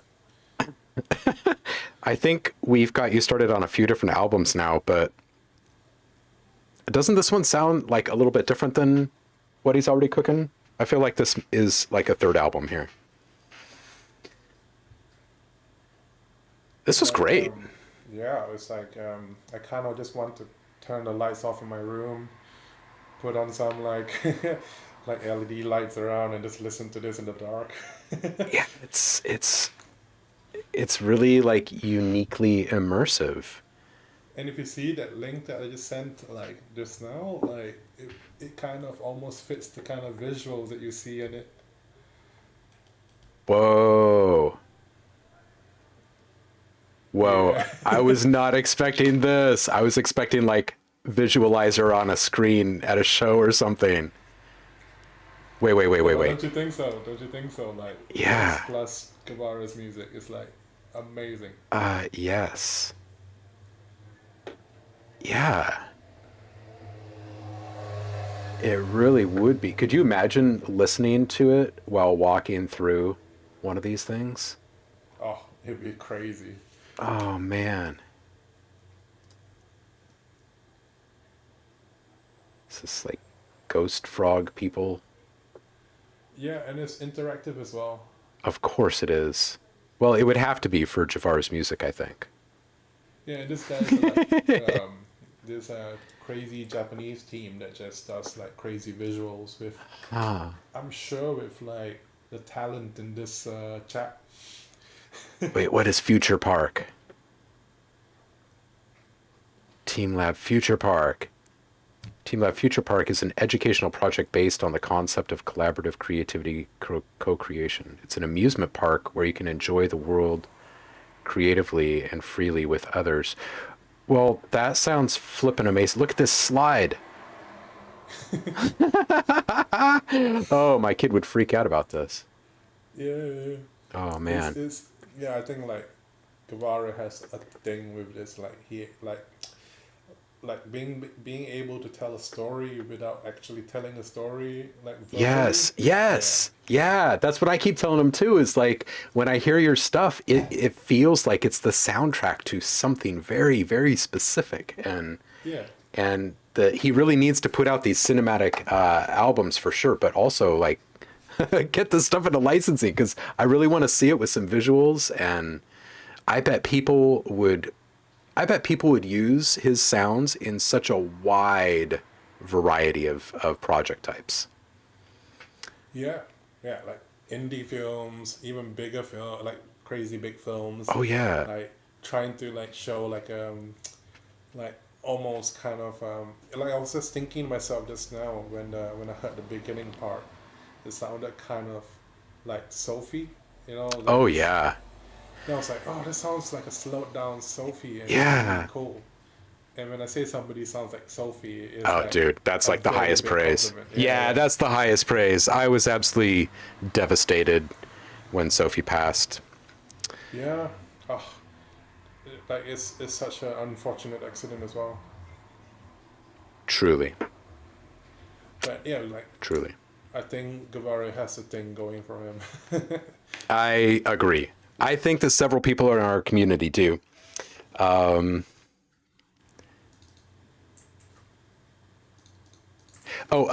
we will vote in just a little bit.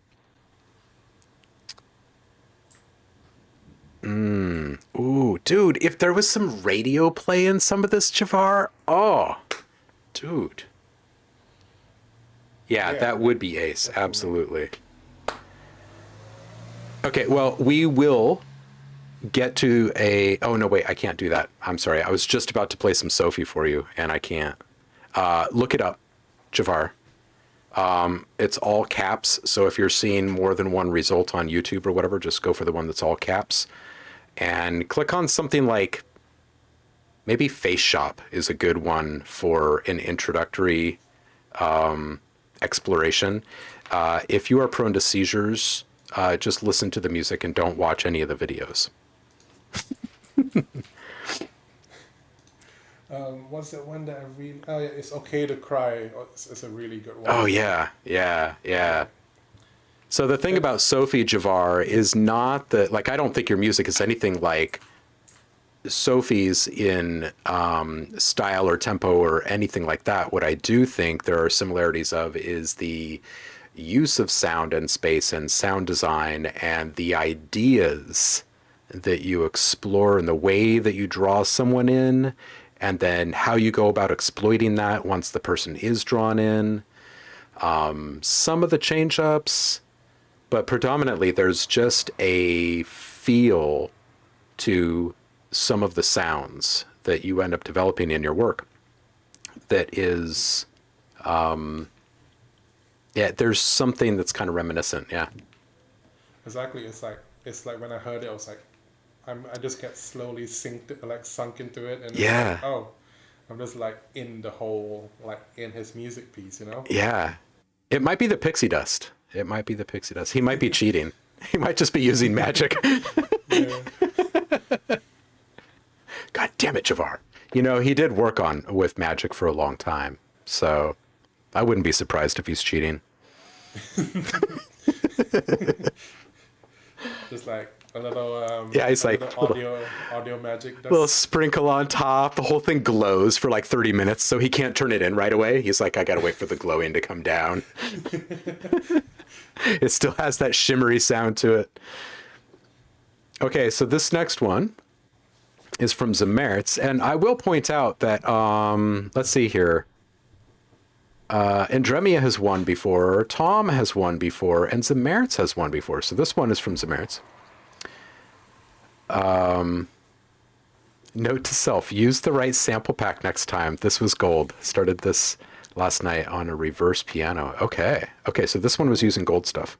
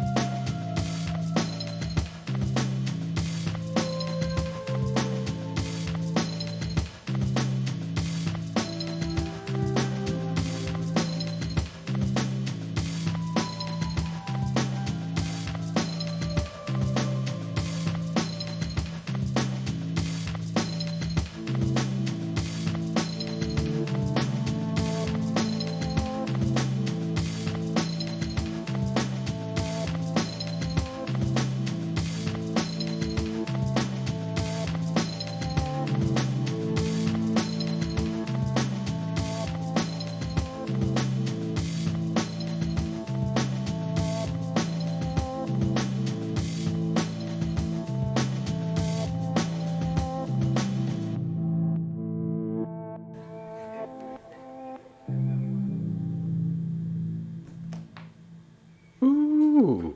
All right. So, yet another good one from Zamaritz as well. And this was using sounds from Gold, right? Not Lost in the Ether. Is that correct? Only spent a few hours on it too. Nice. I have to say though, like knowing these guys for like the past like 4 months, 4 or 5 months, Uh-huh. like and seeing the way they have progressed into like what they are today is like so fun to watch. Isn't Like it though? yeah, it's so fun to watch these people like churn out amazing like pieces of music. You know, like it's like like it might not be like conventionally pop or anything, but it's like it tells a very strong story for all of them. I Truly. feel so like entranced by all of them, and Yeah. like this Zomers one's like I didn't expect that drum set all to come in. I was like, I did whoa, not either. That was like a sneak attack from the bushes, man. yeah, it's like this is great. And the way the pianos flow with the because like you don't know the timing of the piano that well because it's just reversed all the time. But when the beat came in, it's like oh, it makes so much sense now. Like it was really cool, but when the drums came in, it's like and it gave like a solid beat. Yeah. Then you go, oh, it morphs around that part, not the other part. Exactly. Yeah, yeah. And I And think someone even mentioned Massive Attack in here, which is like a classic Massive Attack move too. yeah, classic Massive Attack. Who said that? Oh, Javar said that. Yeah, yeah, yeah. It is. It's totally a classic massive maneuver for sure. And Matt, yeah, you're absolutely right. It's amazing because, and I think it's probably just a byproduct of the community and all of the good vibes and the encouragement and the motivation, like inspiration of sounds, like it's all kind of culminating. But like a lot of people in this community have been making music for a really long time. You know, I would say that half of the community has probably been making music for 20 years or more, and the other half has been probably making music between like 5 and 10 years.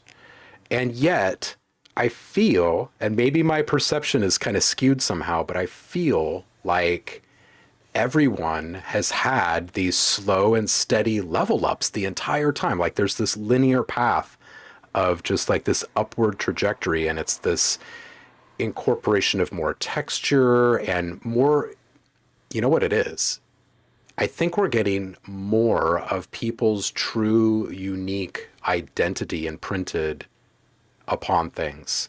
I think Yeah, people are yeah, consistently hearing in feedback constantly like go with what you're inspired to do, right? Like I want to hear something really original. It feels like there's more trust in people's music. yeah. And people don't like almost as if like people don't really care what like others think about it as long as they like it and if it really reflects that emotional like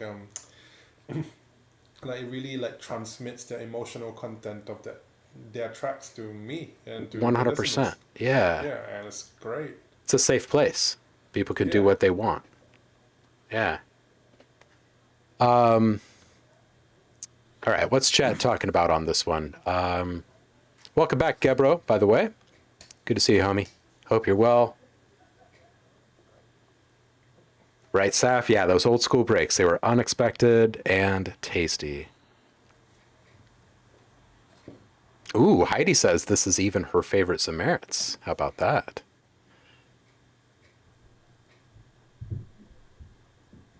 "7 years of producing," says Saf. Samaritz is saying hive mind. Uncle Chrome was born in 2000. What year do you think you started making music, Paul? Like if you could put a pin in it. Do you know what year? 6 years for Andremia. Couple years of sound design for Saf. And you know, Saf has done lessons with me for a couple of years, but I will say that when I go back and I listen to his really like the stuff that he was doing before we met, there are like countless great ideas being explored in this like experimental dubby space, that I'm actually really glad that most of his sound design stuff has been applied to the stuff that he wants to do for screen, and that it hasn't changed too much of how he goes about making his music, because I really like that experimental vibe of his. It's so off center, and it's Yeah. so unique, and yeah. I mean, like, if you don't mind me sharing really quick, like, I used to be very anti-pop. Uh-huh. I was like a Likewise. metalhead. I was like metalhead, and I like industrial and stuff. I mean, I still like metal and industrial, but I'm saying like, and when I became a producer, I'm like pop, pop, pop all the time, and it's like Right. I almost kind of lost my experimental self sometimes. You know, like I'm trying to get it back now, but to Yeah. see these people just being so comfortable being experimental is like I want to do that too. Yeah. Yeah. There's the chance for exploration there. Yeah. And the documentation of said exploration. Yes. Hmm. So Javar like, says, I didn't even begin to know what I was until I started watching these streams. And you know what? Indremia has told me the same thing. I remember Indremia was sitting in the room one day, and I was showing off Granular and answering these questions from someone else in the chat, and you could like hear the light bulb go off over his head. And he has this moment in the chat like, that's what this is called. This is what I do. The thing that I do has a name. And I remember thinking like, wow, so this guy has really developed this on his own. He hasn't watched like how to create granular or pseudo granular workflows in Ableton. He's mhm, just started doing this thing, and that makes me so flippin' happy. You know, that not only did he do that, did he explore to that extent, but then he actually discovers that like he's not alone. He is a rare and beautiful creature, but there are others out there in the universe, and yeah, that they love finding other creatures like themselves. And yeah, I hope yeah. that plays out countless times in the community. I was joking with Dreamy before, saying that I want to make an Dreamy style track, and I was like, I tried it, and it was like, nope, cannot do that. When I first discovered granular, I did this a lot. I would turn things into usable sounds, and you know, I'd like Hmm. make some sound on a comb, or you know, with a glass or something in the kitchen, and just play with it, just absolutely mystified. But it's so neat to see someone dedicate like the entirety of their craft around this one concept, and then be blown out of the water when he discovers that it's like this other thing, which means he has so much more to explore, and that Yeah, he's arrived at it from through a point of exploration instead of just like discovery. You know what I mean? It's yeah. yeah, Can I just say like that kick that Dreamy made? That's like, is that from Lost in the Ether? I was like, doesn't sound like why does it? It sounds so clear and crisp. right, It's like, where did that come from? right. And it Oh was like, man, I was so confused. It's like, is that from Lost in the Ether? Like the same pack that I have? right? Yeah, it's like, and these people making, like, if I could request one thing from all of you is to just make albums of this stuff because, like, I would Yes, love to listen to it. I mean, a very selfish reason for myself, but I'm saying that I feel like if I can appreciate it, I'm sure many, many other people can appreciate it too. yeah. Yeah. Seriously, I'm getting close to just starting a new label that basically says like, you keep everything, you own everything, you get all the money that comes in from it, but you have to let me play all your stuff on stream. Yeah, I was almost thinking like if it was a Spotify playlist, I would just have it on all the time in the background. It's like, Yeah, yeah, yeah, for real, man. Yeah, yeah. I a think little that soundtrack to life.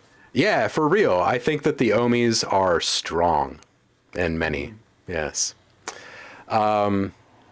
Yeah, it's kind of funny that like the kind of joy, like the kind of creative drive that comes from granular from Andremia, I remember discovering in scan synthesis.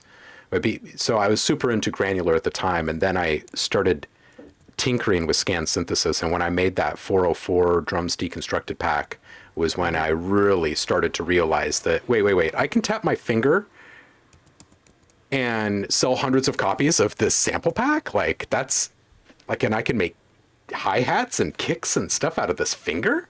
Like, it was amazing. It was amazing to me. Oh man. Yeah, I mean, like, today was, I mean, like, I have never not been on your stream, and just like being like having to be like actively listening to the track rather than just be like scrolling through stuff, and just listening to these people's like amazing pieces of work is like amazing to me. Yeah, it's quite incredible. It's quite incredible to see like just how quickly the view counts happen too right after a stream, as people like wake up in their different time zones. And yeah, people really like these end of month wrap ups.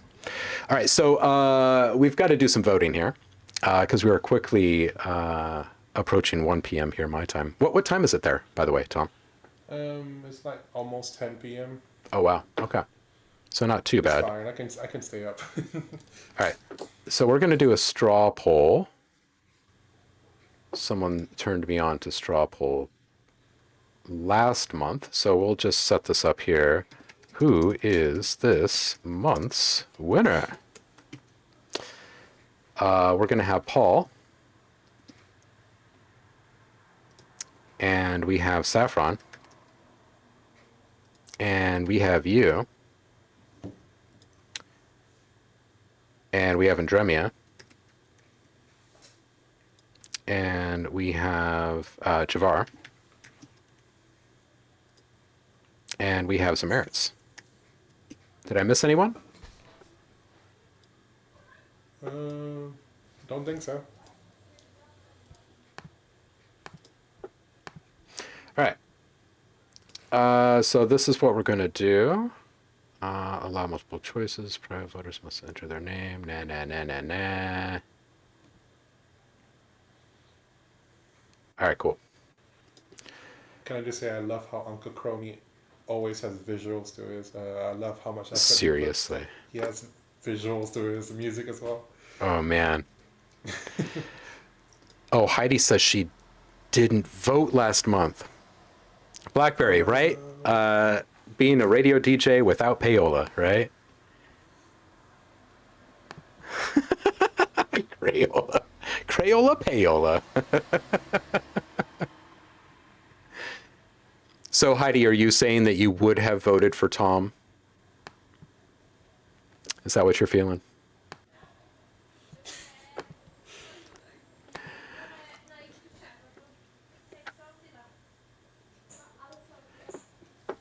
All right, so we're going to give everyone a couple of minutes to vote. The link is in the chat, everyone. It's going to take you to a website called Straw Poll. You're going to vote. You're going to choose from Paul, Saffron, Iggy, Andremia, Javar, and Zameritz. And I will go ahead and I'll do a quick little needle drop on each one of these for you guys. Wait, I didn't mean to move that over. I meant to change tabs. So here's a little snippet from Paul's.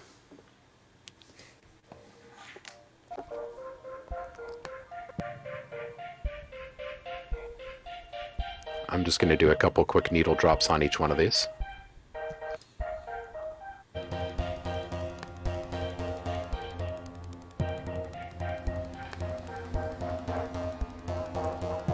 I love that rapid little like kind of tape sound.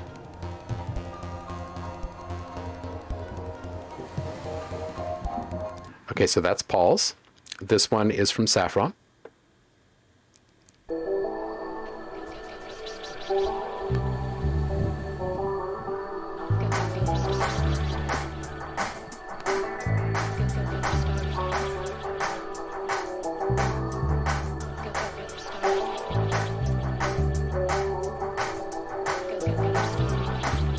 Needle drop.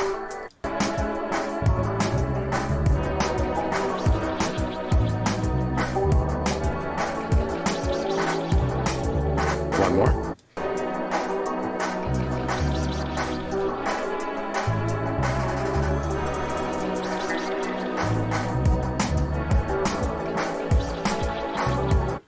Okay, the next one, this is from Tom.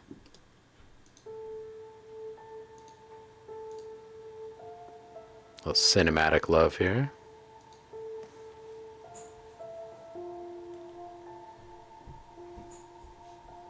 Do a little needle drop after the base arrives.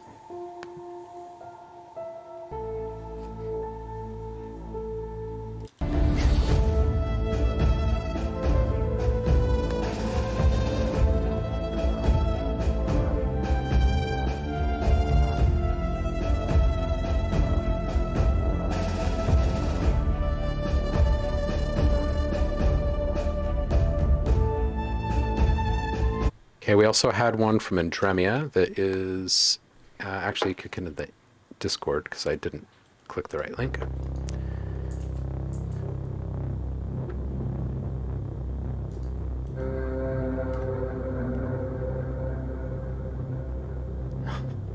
So good. Quick needle drop.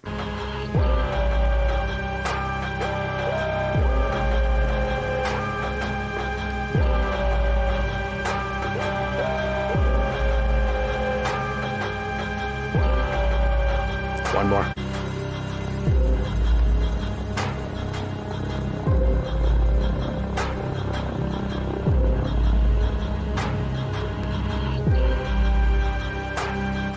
Okay, and then we also had one from Javar.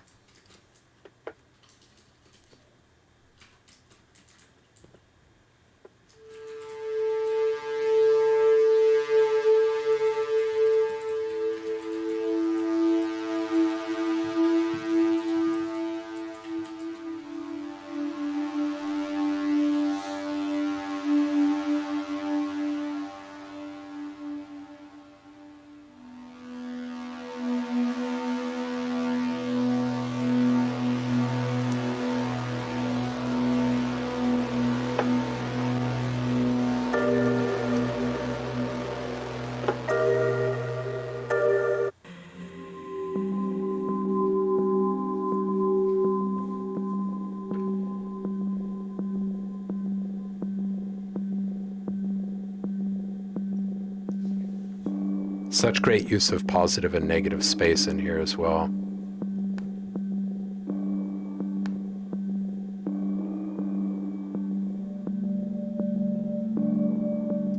Okay, and then we also had one from Zamertz. A couple quick needle drops here.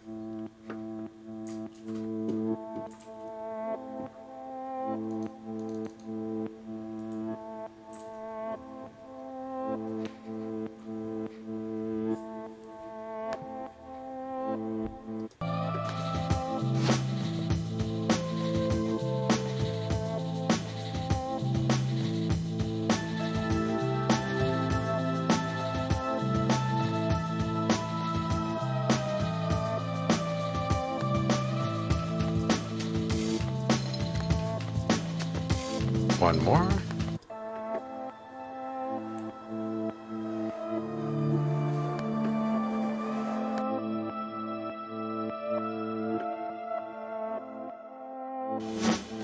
All right, so that is your refresher. We will give you another minute to get your stuff in.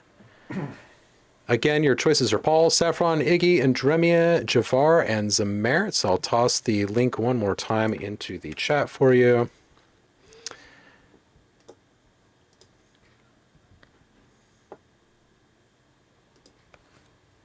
Let's see where we are here.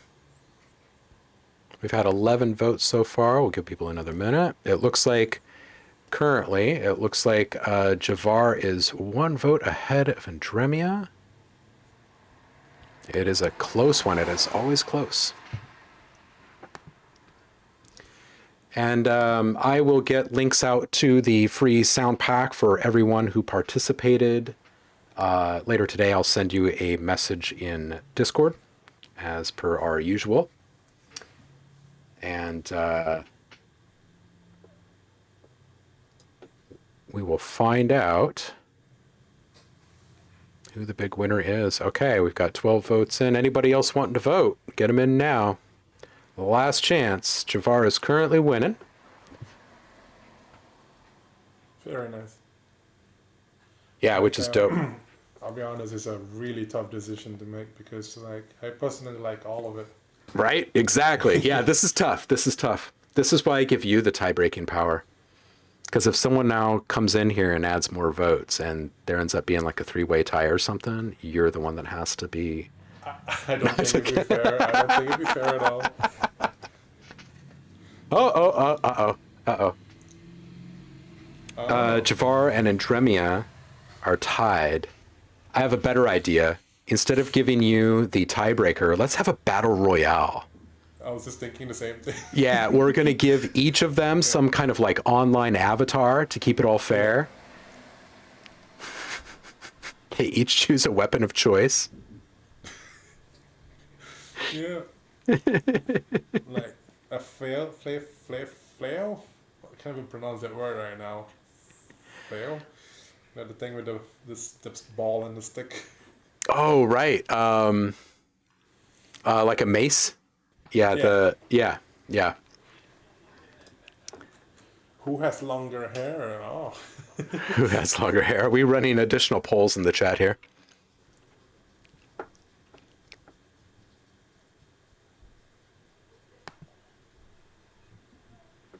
Don't vote for me. I use the gold sample pack, says Samaritan.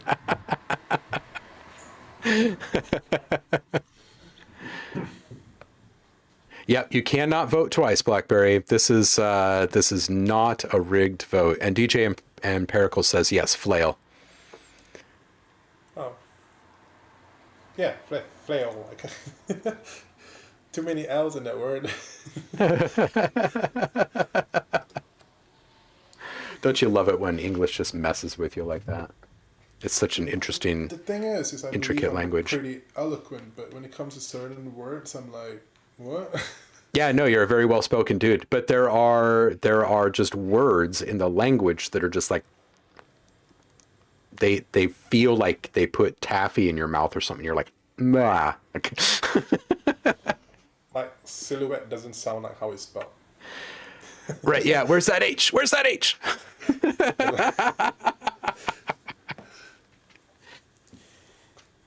All right, kitty cats, it looks like we have a two-way tie for first between Andremia and Javar. We will put them into a pit together. No, I'm just kidding. We will give them a big round of applause. And I will send you guys packs. And Javar, since Andremia isn't exactly down with being on the stream at this point in time, he lives in space and he's an android. There's some stuff there. If you would like to come on to the show this next month, you are more than welcome. I will message you about that. In the meantime, I'm going to boogie because I got stuff to do and I got people to talk to and sessions to run and stuff. And Tom's got to get to sleep and because he's old, you know, Yes. he's got a bedtime and we're past it right now. Silhouette.